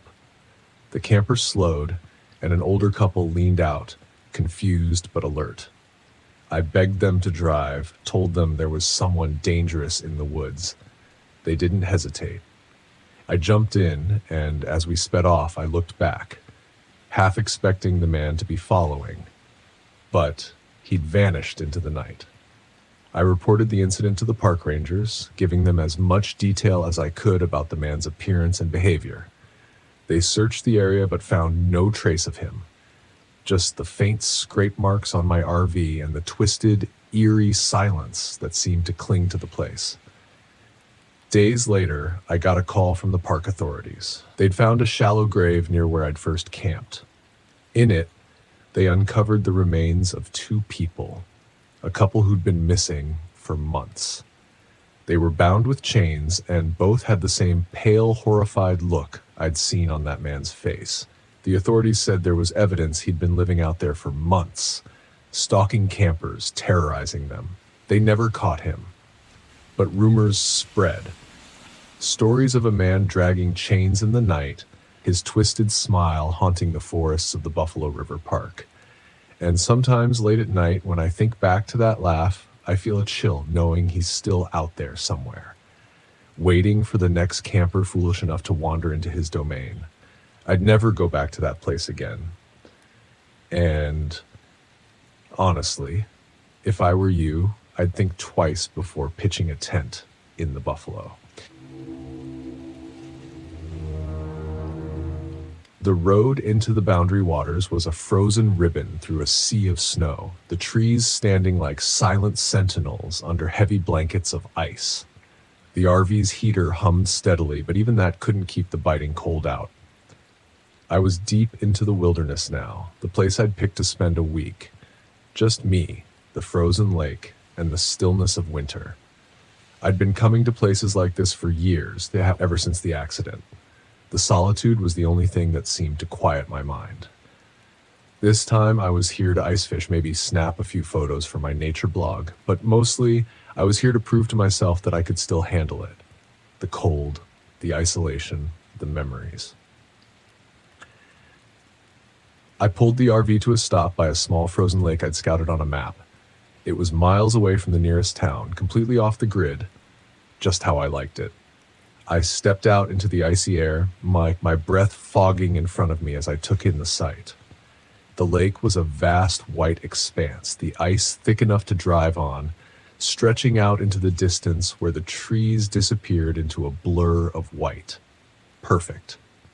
I set up camp quickly, parking the RV near the shoreline and gathering my gear for ice fishing. The cold had a way of creeping into your bones out here, but I didn't mind. I was used to it. I grabbed my auger, trudged out onto the ice, and started drilling a hole. The sound of the blade biting into the ice echoed through the stillness, sharp and harsh against the quiet of the wilderness. Then I heard it, a deep, low rumble that seemed to come from beneath the ice. I paused, the auger still in my hands, and listened. The sound came again, a low, distant vibration like the ice shifting far beneath the surface. I'd heard ice groan before. Anyone who spends enough time in the cold knows the sound of a lake adjusting to the freeze, but this was different. It was deeper, longer, almost like something was moving down there. I brushed it off and kept drilling. By the time the hole was ready, the sun was already dipping below the horizon, casting long shadows across the snow. I set up my fishing gear, lowered the line into the icy water, and settled in to wait. The cold crept in quickly, even through my heavy coat, but I was prepared for it. I'd done this 100 times before, and the routine was comforting. But that sound, the rumble beneath the ice, kept creeping back into my thoughts. As night fell, I lit a small fire near the shore, the flames flickering weakly against the chill. I sat by the fire, staring out at the frozen expanse of the lake. The stars were starting to appear in the clear sky above, bright and distant. Then I saw it, a light faintly flickering and coming from beneath the ice. At first, I thought it was a reflection, maybe the moonlight hitting the ice in just the right way. But as I watched, the light moved slow and steady, as if something was drifting beneath the surface. I blinked, rubbed my eyes, but it was still there, faint and regular, like a lantern swaying beneath the ice. I stood, my heart pounding in my chest, and walked toward the lake. The light seemed to pulse, growing brighter for a moment, then dimming again, always moving, always just out of reach. I tried to rationalize it. Maybe it was a trick of the light or a reflection of something from the sky. But deep down, I knew better. There was no one else out here. no one who could be moving under the ice. The rumble came again, louder this time, vibrating up through the soles of my boots. I took a step back, suddenly feeling exposed out there on the open ice. The wind picked up, howling through the trees, and I turned back toward the RV, my mind racing. The light, the sound, something wasn't right. The next morning, I couldn't shake the feeling that something was wrong. I went back out onto the lake, determined to make sense of it all. The sun was barely up, and the cold was more biting than ever. As I walked, I glanced back toward the hole I drilled the day before. Something was off. There, by the edge of the hole, was a long, jagged crack running across the ice. The crack hadn't been there yesterday. It snaked out in a jagged line, as if something had pressed up from below. I knelt down, running my gloved fingers along the crack, feeling the cold seeping through the ice. The surface felt thin, too thin for the middle of winter. Then I noticed something glinting just beneath the ice. I leaned closer, peering into the crack. At first, it looked like a piece of metal, rusted and sharp, lodged beneath the surface. I reached into the cold water, pulling it free. It was old, jagged, like part of a machine, but there was no reason for it to be here. The nearest road was miles away, and there hadn't been any mining or construction in the area for years. The metal was strange, sharp and smooth, like it had been cut clean. As I held the piece in my hand, the rumbling came again, louder now, closer. I stood quickly, scanning the lake. The light was back, faint but steady, moving beneath the ice, closer than before. My pulse quickened, and I felt a cold sweat break out under my coat. Something was down there. Something was moving. I backed away from the crack, my mind racing. The metal, the light, the sound, it all pointed to something beneath the ice. Something unnatural. But what? The stories I had heard over the years about strange things beneath the frozen lakes, about disappearances and creatures buried deep in the ice, came flooding back. I'd always dismissed them as nonsense, campfire stories to scare the newcomers. But now, standing there in the middle of the frozen lake, I wasn't so sure. I needed answers. Later that day, as I was gathering more firewood, I came across an old ice fishing shack near the edge of the lake that looked abandoned. But there were fresh footprints in the snow, leading up to the door. Curious, I approached, knocking lightly before pushing the door open. Inside, I found an older man hunched over a small stove, warming his hands. His face was weathered, his beard streaked with gray, and he looked up at me with tired eyes as I stepped in. "Didn't expect to see anyone out here," I said, trying to keep my voice steady. The man grunted, his eyes narrowing. "Not many come this deep into the wilderness." I hesitated. "I've been hearing strange sounds under the ice, and I saw a light last night moving beneath the surface. Do you know anything about that?" The man's expression darkened. He turned back to the stove, staring into the flames. "You shouldn't be out on that lake," he said quietly. "There are things beneath the ice, things that shouldn't be disturbed." "What do you mean?" I asked, my heart pounding. The man sighed, rubbing a hand across his face. "There's an old mining operation under that lake, abandoned long ago. They were digging deep, too deep. Some say they woke something up down there. Ever since, strange things have happened. People go missing. The ice breaks when it shouldn't. And that light, it's not the only thing that moves down there." A chill ran down my spine. "What's under there?" The man shook his head. "I don't know, but I've been coming out here for years, and I've seen enough to know when something isn't right. The lake's alive. It's watching you."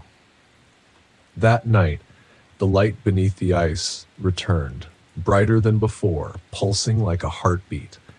I watched from the RV, my breath fogging up the window as the rumbling beneath the ice grew louder, more insistent. I knew I couldn't stay. Whatever was beneath the lake, it was waking up. I packed my gear quickly, throwing everything into the RV, but as I started the engine, the ground beneath the RV began to tremble. The rumbling was almost deafening now, vibrating up through the frozen earth. I glanced out toward the lake and my blood ran cold. The ice was cracking, long fissures spreading out from the center of the lake. And then, in the distance, the surface of the ice exploded upward, a massive shape breaking through. I only caught a glimpse, something dark and enormous, sliding beneath the ice again, disappearing as quickly as it had appeared. But it was enough. I floored the gas pedal, the RV lurching forward as I raced away from the lake, the sound of cracking ice echoing behind me. The road was a blur, my heart pounding in my chest. But even as I drove, I could still feel it, the weight of something massive beneath the surface, watching, waiting. When I finally reached the main road, the rumbling stopped, but the memory of that thing beneath the ice stayed with me. I'll never forget it, the way the light pulsed, the way the ice cracked as if it were alive. I left the boundary waters behind, but a part of me knows I'll never truly escape it. Some things should stay buried, and whatever's beneath that lake, it's not finished yet.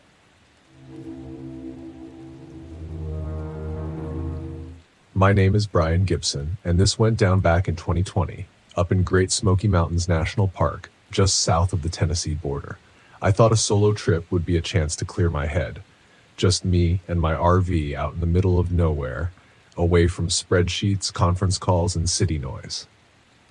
I'd always been a bit of a weekend warrior, used to little hikes here and there, but this time I was determined to go all in and actually live in the park for a week. I'd parked my RV at the Elkmont campground, which has this mix of historic cabins and scattered RV sites nestled under thick trees, quiet except for the usual wildlife sounds. A ranger passed by my campsite when I first arrived, casually warning me that the season had seen an unusual amount of activity. His words vague enough to mean anything. He probably caught the blank look on my face because he added, "Just be careful around the trails, okay?" Before disappearing back up the path. A couple of days in, and I'd slipped into the rhythm of park life, early morning hikes, lazy afternoons by the fire, and long nights under the stars. It was exactly what I needed. I even made friends with a couple parked a few sites down, Sam and Ellie, who'd been RVing around the country for the past 6 months. They had this casual charm about them, like they'd lived a dozen lives already and didn't care who knew it. One night, after a particularly good meal and a beer by the fire, Sam suggested we take a quick walk up an old ranger trail he'd heard about. I could see the idea spark something in him. Maybe the kind of thrill-seeking spirit only a guy who'd driven through backcountry roads his whole life would think was a good idea. Against my better judgment and Ellie's eye roll, I shrugged and said I'd tag along.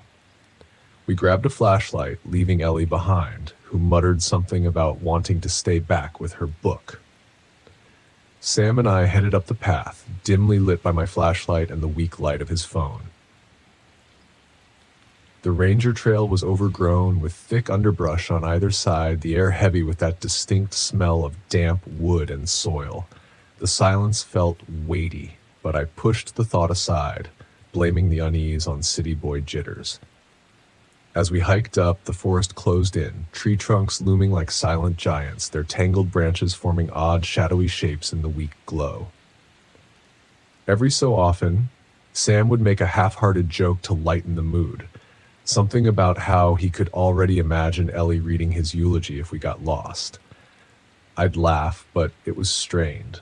Something about the air felt wrong. The forest felt too still, like it was holding its breath. We came across something strange about a mile in, an abandoned tent, collapsed and half buried under leaves and debris. Sam poked at it with his boot, half laughing. Think someone ditched the camping life for a motel.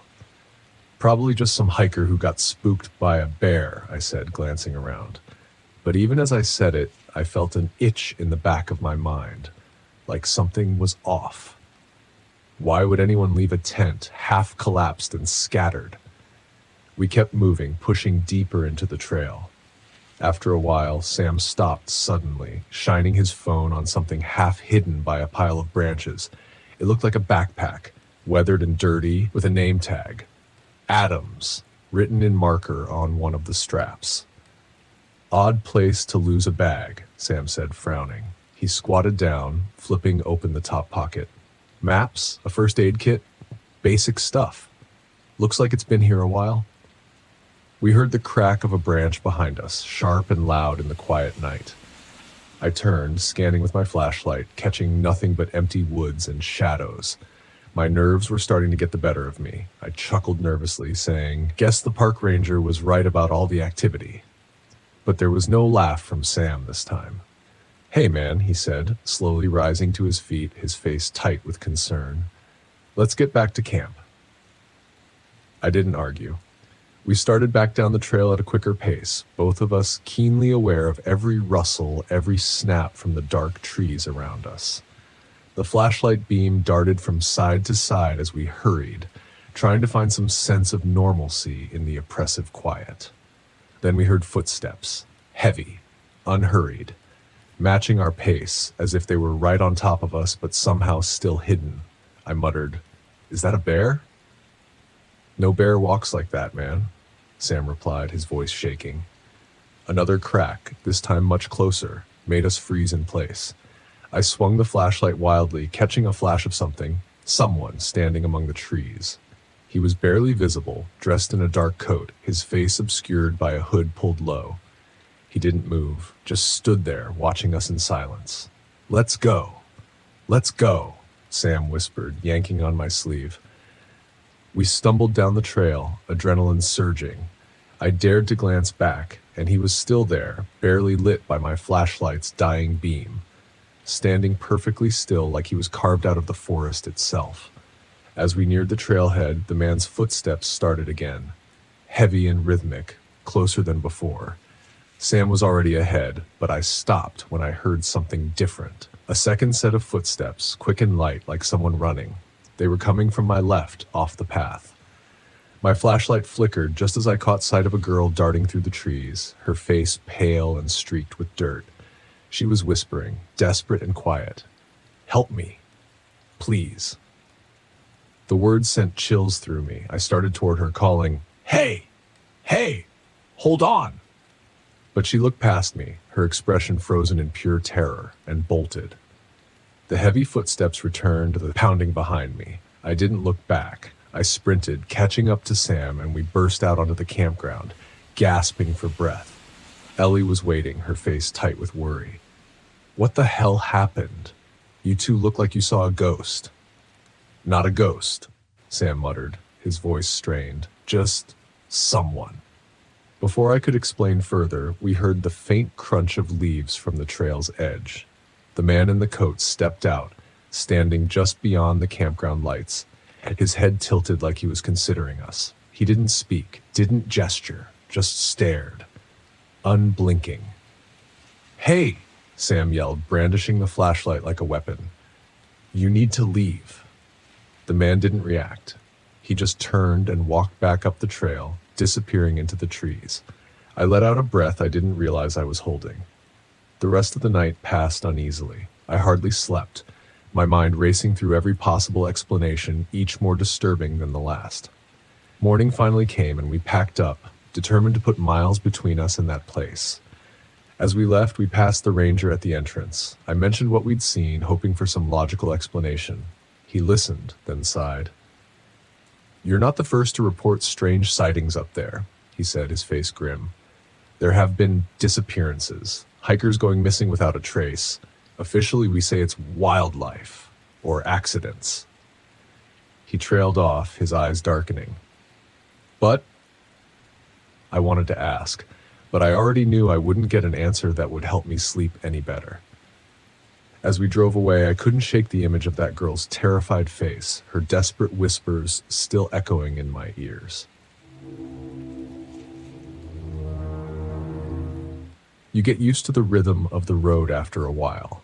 The hum of the engine beneath you, the steady pull of the truck, the highway stretching out like a never-ending ribbon. It's a kind of solitude I've come to appreciate over the years.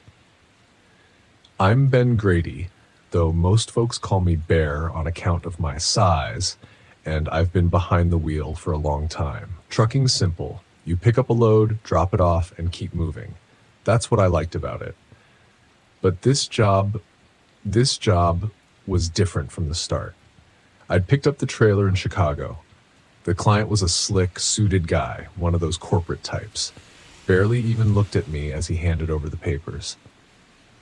"Keep the trailer locked," he said, like it was the most natural thing in the world. No stops, no questions. I should have known something was off. The pay was double the usual rate. Too good for a straightforward haul across I-80 to Salt Lake City. But I was behind on bills, and after the divorce, well, you don't say no to easy money.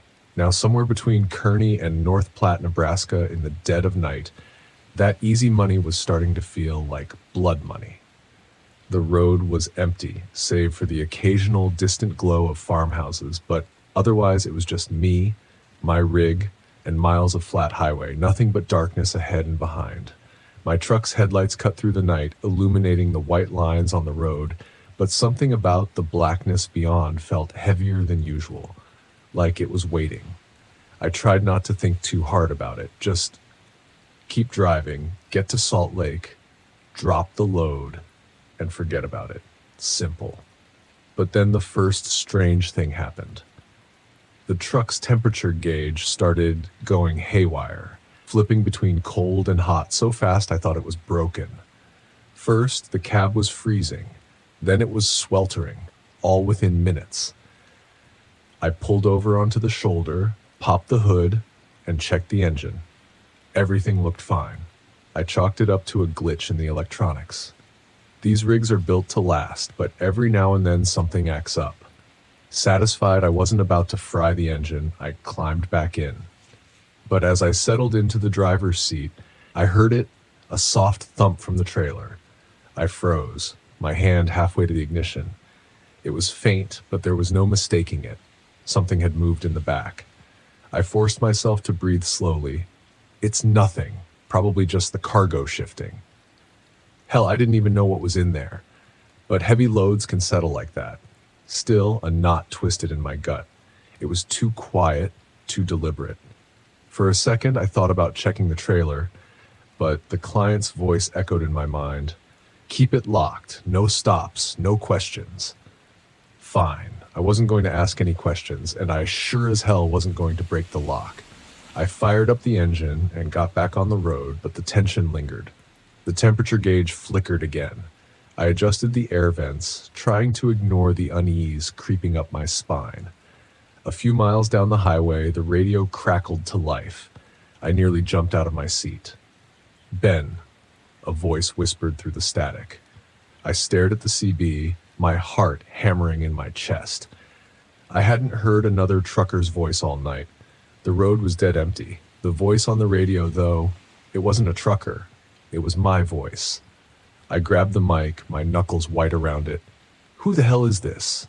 The static fizzled, then came back stronger, hissing and popping in my ears. "Ben, you need to stop." I dropped the mic like it was burning my hand, cursing under my breath. It had to be a prank. Someone screwing around on the frequency, maybe picking up my name from a previous broadcast. But that didn't make sense. The only chatter I'd had was hours ago, and I hadn't said much more than where I was heading. As I stared at the radio, a chill crawled over me. Then the trailer thumped again, louder this time. I jerked my eyes to the side mirror, half expecting to see something clawing its way out of the trailer. But all I saw was the dark outline of the rig behind me, its taillights glowing faintly in the blackness. Another thump, followed by a low scratching sound like nails on metal. That was it. I couldn't take it anymore. I was getting out and checking the damn thing. To hell with the lock. Maybe the cargo had shifted. Maybe there was an animal in there. I didn't care. I just needed to know. I pulled over again, this time in the middle of nowhere. The road was surrounded by nothing but fields and distant silos.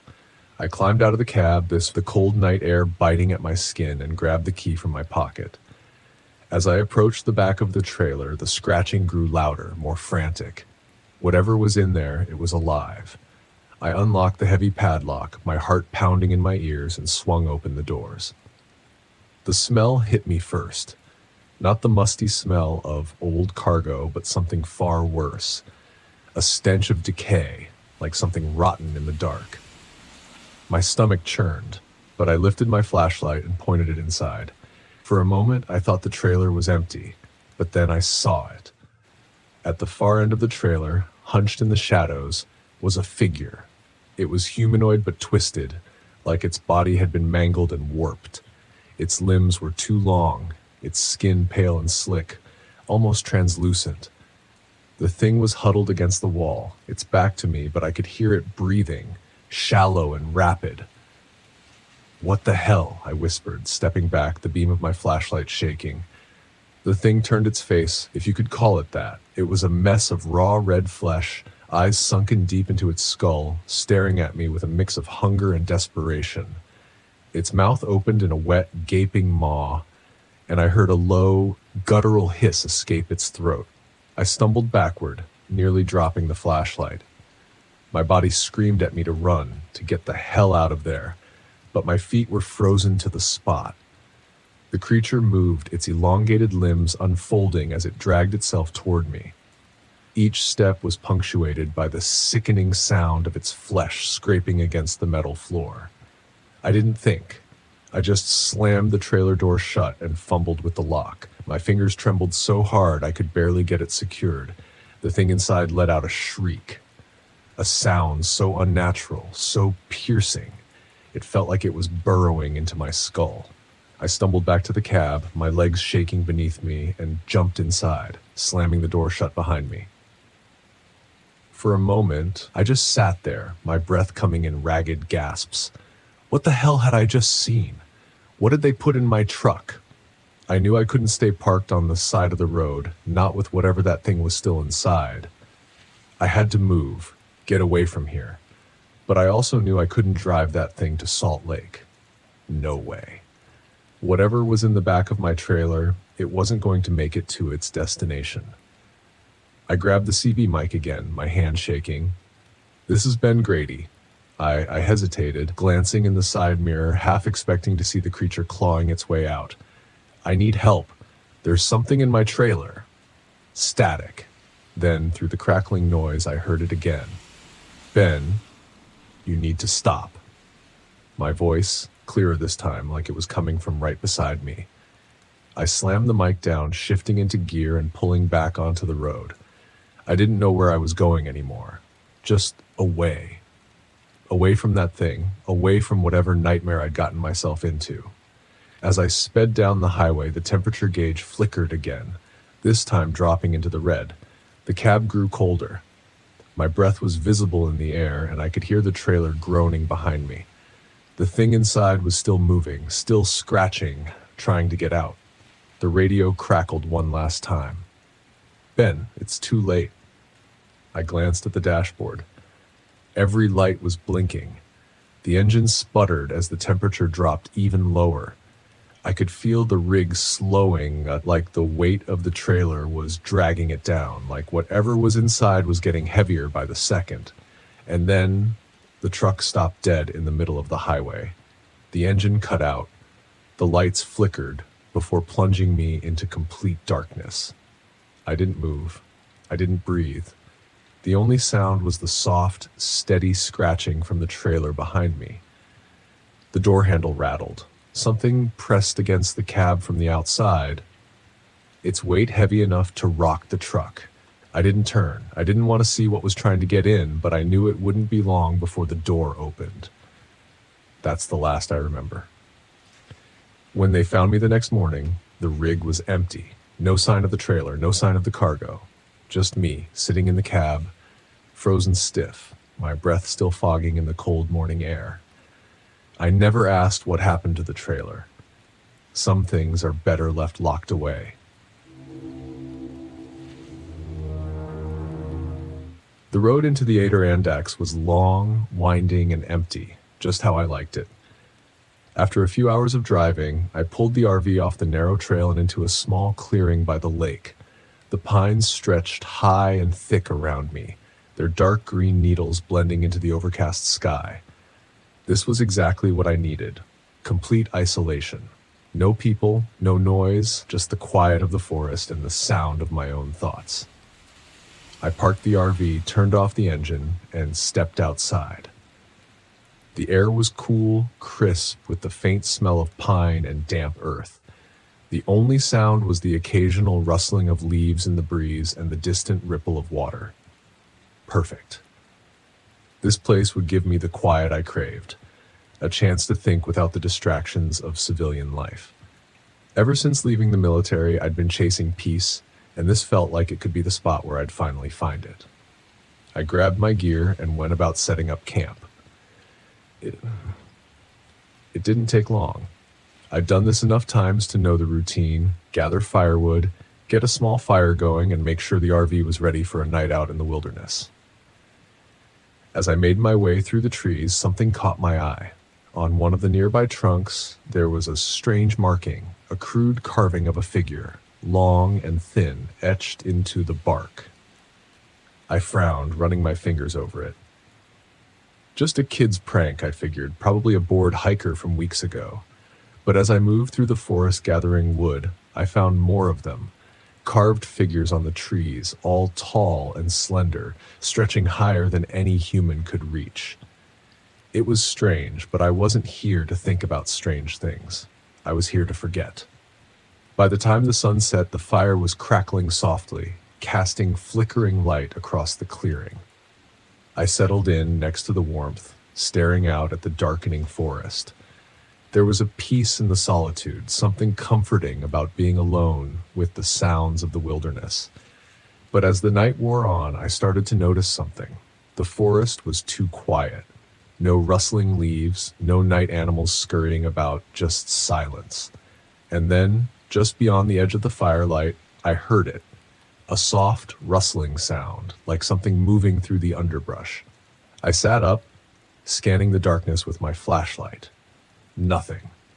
The beam of light cut through the trees, but there was no movement, no sign of anything unusual. I shook my head.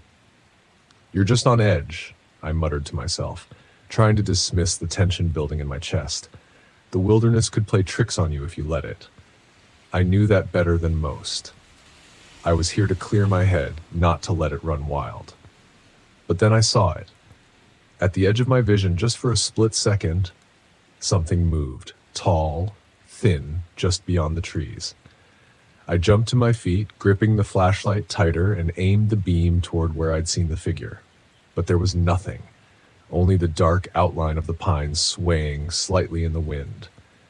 I stood there, heart pounding in my chest, every muscle tense, waiting for something to step out of the shadows. But after a long moment, the rustling stopped, the trees swayed, and the forest fell back into its unsettling quiet. I forced myself to sit back down, staring into the fire, trying to shake off the feeling that someone or something was watching me. The next morning, I woke early, determined to shake off the nerves from the night before. I grabbed my gear and decided to hike deeper into the woods. Maybe if I put some distance between myself and the campsite, I could clear my head.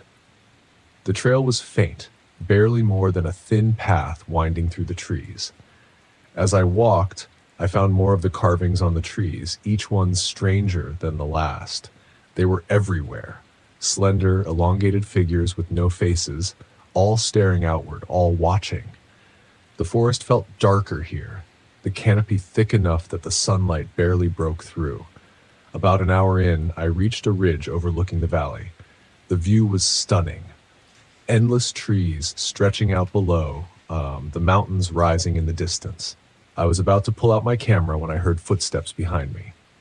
"Morning," a voice said. I turned to see an older man, probably in his 60s, standing a few feet away. He was holding a bundle of firewood in his arms, his face weathered and sun-creased like someone who'd spent his entire life outdoors. "Didn't expect to see anyone out here," I said, giving him a nod.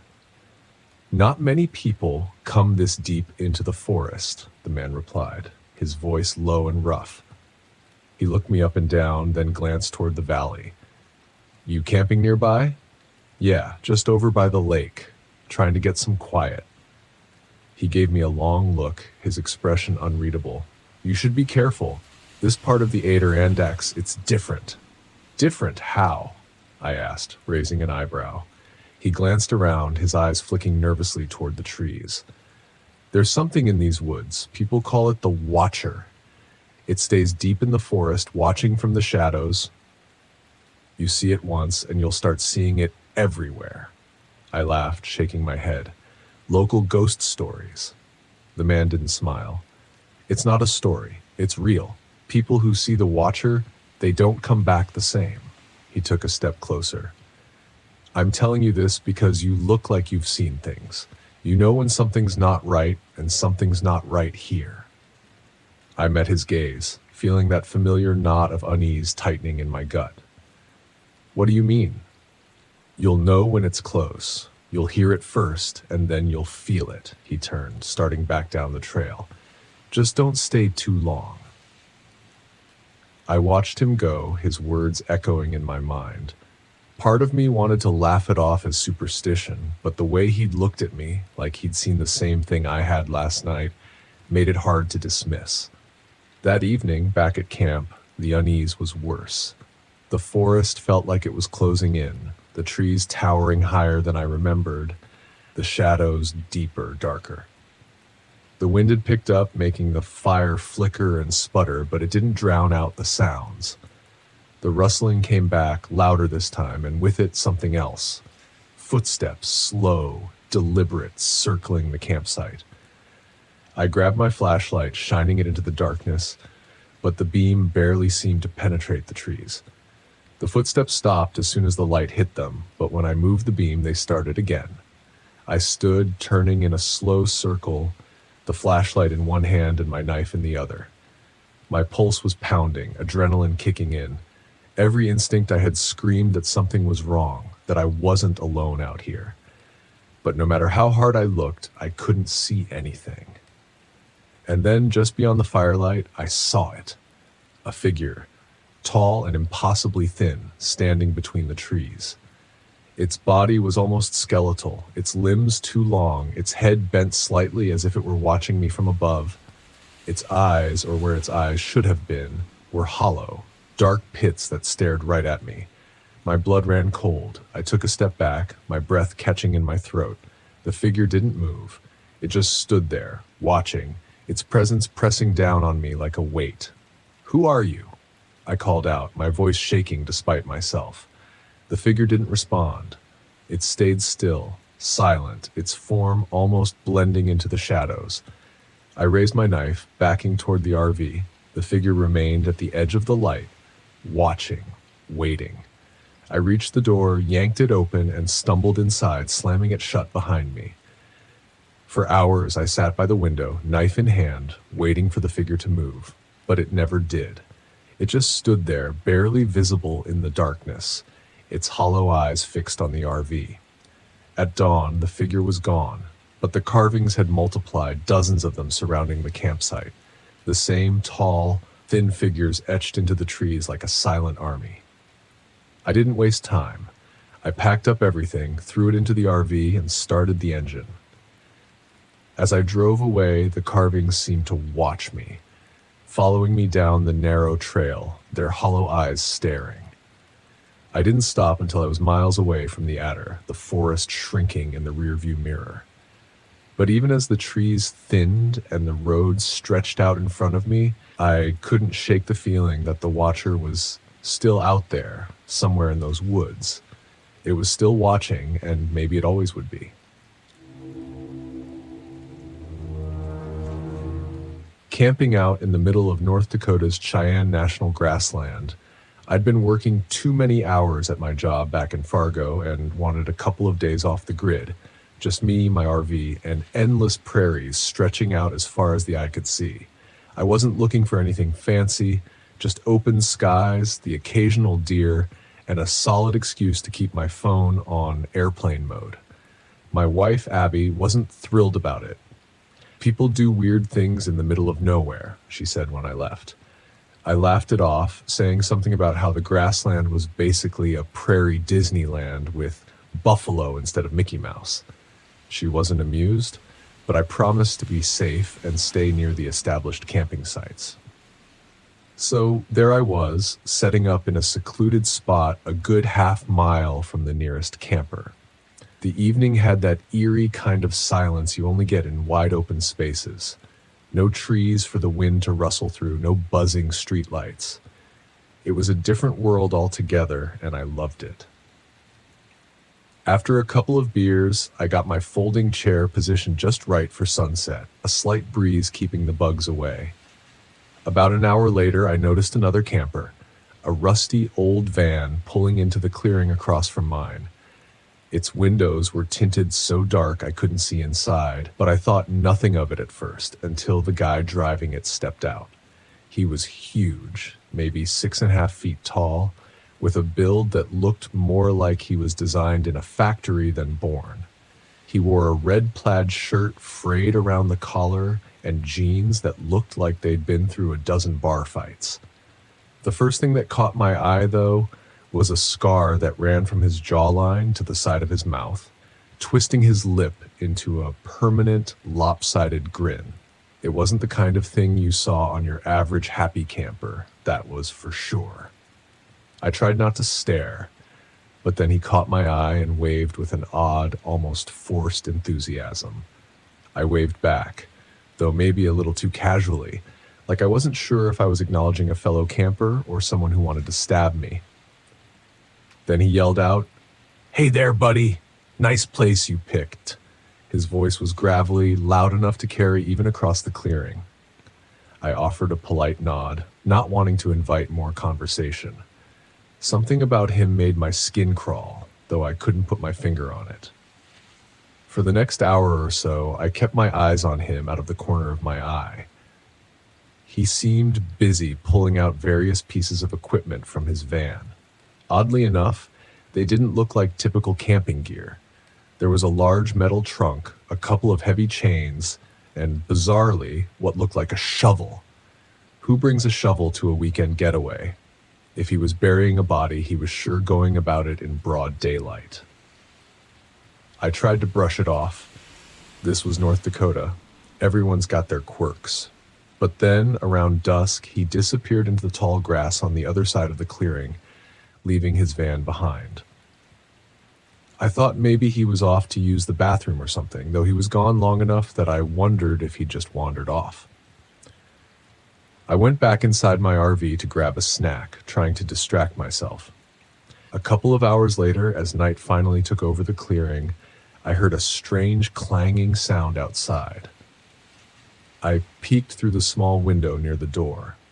The guy was back, and he was digging furiously in the ground next to his van, a flashlight strapped to his head like he was mining for gold. He must have been at it for a while because a sizable hole had already formed by the time I noticed him. I stood there watching, debating whether to go over and ask what he was doing. Then he stopped suddenly and looked straight at my RV. I stepped back out of sight and tried not to breathe too loudly.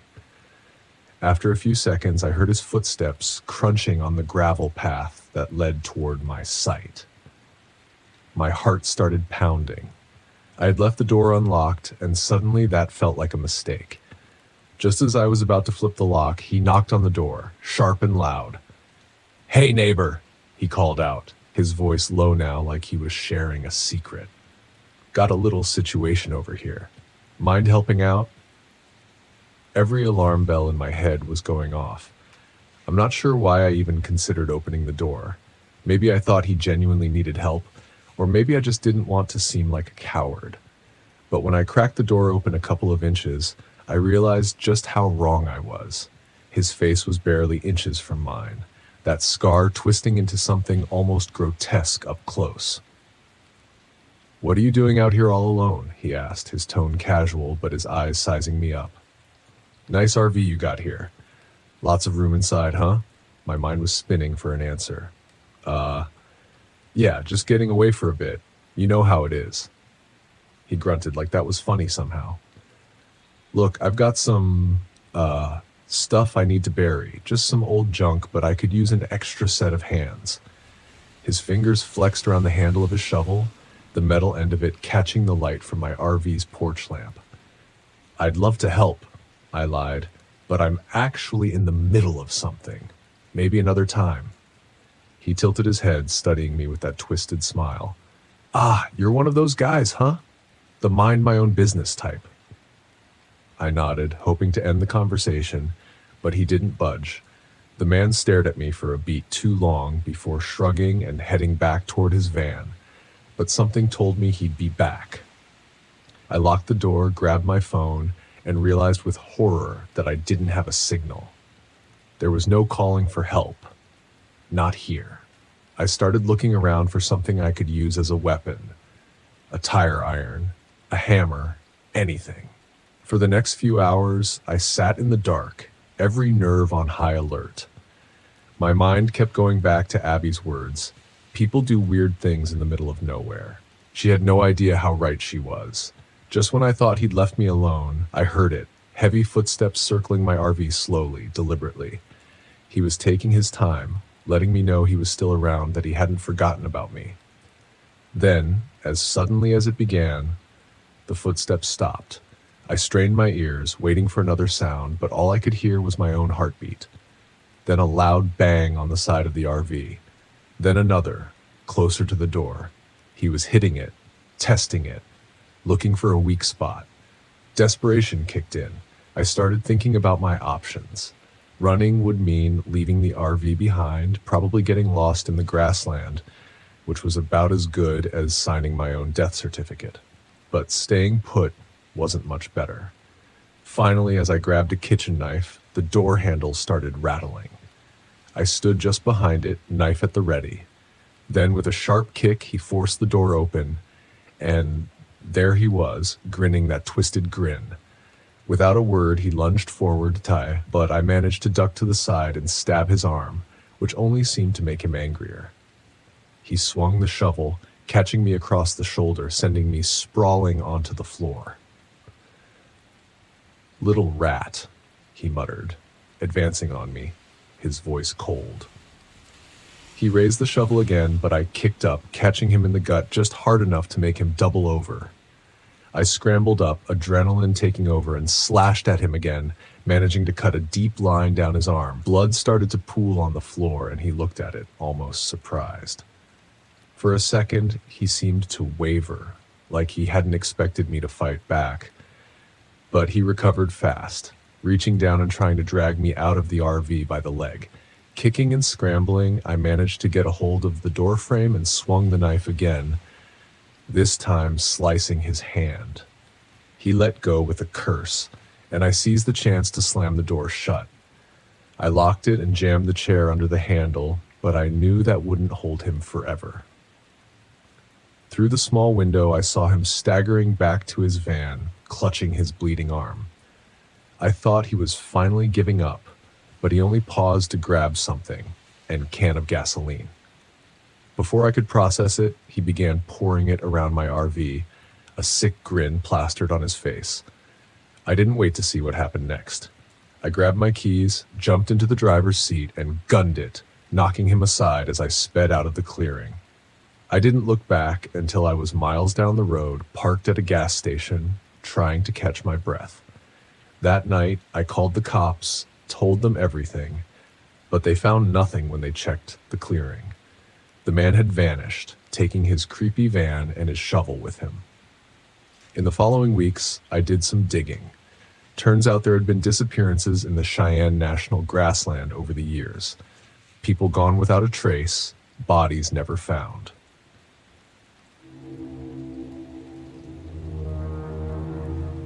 I've always liked the quiet of the road. No one asking questions, no one poking into your business, just miles of highway, the hum of the engine, and the occasional crackle of a distant voice on the CB. But that night, somewhere on Route 50 in the middle of Nevada, the silence felt different. Too quiet, too heavy. It had been days since I'd had a decent break. I'd left San Francisco with a load of building materials bound for Kansas City, figuring Route 50 would cut the travel time. They call it the loneliest road in America, and I've driven it enough times to know why. For hours at a time, you don't see a soul, just endless desert dotted with mountains that never seem to get any closer. I was more tired than I wanted to admit, the kind of tired that sneaks up on you, where your eyelids grow heavy and the lines on the road start to blur. Normally I'd push through, but something told me to pull over this time. I glanced at the clock and decided to hit the next rest stop I saw. A quick nap, I told myself, and I'd be good as new. I felt a wave of relief when I spotted the weathered sign for a rest stop 2 miles ahead. The stop wasn't marked on my map, which was odd, but these old highways have plenty of places that don't show up anymore. The place looked like it hadn't seen a decent coat of paint in a decade. The lights above the parking area flickered weakly, casting long shadows across the cracked asphalt. A beat-up picnic table and a few rusted trash bins were all that marked the stop. The restroom building sat off to the side, its windows dark, and the air around it felt heavy like it hadn't been disturbed in years. I pulled the rig into the lot and killed the engine. Silence settled in around me, pressing through the windows. I leaned back in the driver's seat, rubbing my face. I just needed a few hours of sleep and I'd be good to go. But before I could settle in, nature called. Typical. With a sigh, I grabbed my flashlight and climbed out of the cab. The night air was cold, much colder than I'd expected for Nevada, and the wind carried a strange scent, dry, with an underlying hint of something rotten. I wrinkled my nose but kept moving toward the restroom. The building was worse up close. Graffiti covered the exterior, but it wasn't the usual stuff, no names or crude drawings. These were symbols, spirals, triangles, strange geometric shapes I couldn't quite place. Some of them were carved deep into the wood, like they'd been there a long time.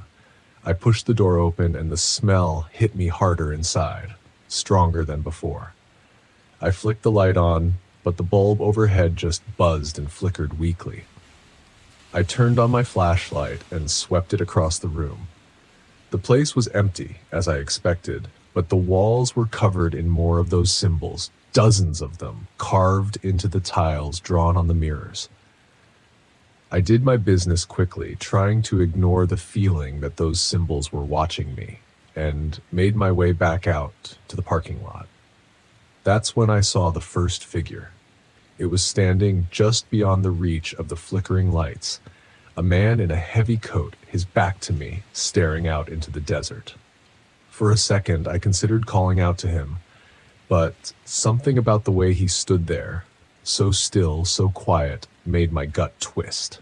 I stopped in my tracks, trying to decide if I should just get back in the truck and go. But the man didn't move. He didn't even seem to notice I was there. Maybe he was just another trucker, but I hadn't seen another rig on the road in hours. I took a step back toward my truck, keeping an eye on the figure. When I reached for the door handle, my fingers brushed something cold, too cold. I pulled my hand back, confused, and shone the flashlight on the handle. Symbols. Those same spirals and triangles scratched into the metal of my door. My heart started racing. I hadn't seen them there before. I would have noticed. I swallowed hard, scanning the lot, but the figure was gone, just vanished. I fumbled with the door, pulling it open and climbing back into the cab as fast as I could. I locked the doors and sat there, trying to steady my breathing, trying to shake off the feeling that something was terribly wrong. I'd driven across the country dozens of times, stopped in every kind of rundown, creepy rest stop imaginable, but nothing like this. The radio crackled to life suddenly, nearly making me jump out of my skin. For a second, I thought it was just picking up static, but then a voice broke through. Low, distorted. Frank. My heart skipped a beat. I snatched the CB mic. Who is this? Silence. I stared at the radio, waiting, but the voice didn't come back. I tried to convince myself I'd imagined it, that my mind was playing tricks on me, but the sound of my name, it was too clear. I glanced out the window again, half expecting to see the man in the coat, but the lot was empty. The only movement was the weak flicker of the overhead lights. Still, that rotten smell lingered, hanging in the air like a warning. I was about to start the engine and get the hell out of there when I noticed something in the rearview mirror. There was another figure now, standing near the restrooms. This one was closer. I couldn't make out their face in the dim light, but they were staring right at me. Not moving, not blinking, just watching. Every instinct in my body screamed at me to leave, but when I reached for the ignition, the engine sputtered and died before it could even turn over. I tried again. Nothing. The lights on the dashboard flickered weakly before going out altogether. "Come on," I muttered, trying to stay calm. "Don't do this to me now." I grabbed my phone to call for help, but there was no signal. No bars, no nothing. The figure was still there, closer now. Another figure appeared near the picnic table, and then another by the trash bins. They didn't approach, but they were closing in, little by little. My mouth was dry. I fumbled for the flashlight and shone it toward the restroom, hoping to get a better look at the figures. The beam of light cut through the dark, but when it hit the first figure, they were gone. Just gone. I swept the light across the lot, but all the figures had disappeared. Every single one. I didn't waste any more time. If my truck wasn't going to start, I'd fix it in the morning. For now, I just needed to get out of here, on foot if I had to. I grabbed the toolbox from under the seat just in case and jumped down from the cab. That's when I noticed something else on the side of my truck. Etched into the paint was one of those symbols. Fresh. I could smell the metallic tang of scratched metal. It was the same spirals and triangles I'd seen in the bathroom, the same ones that had been on the door handle.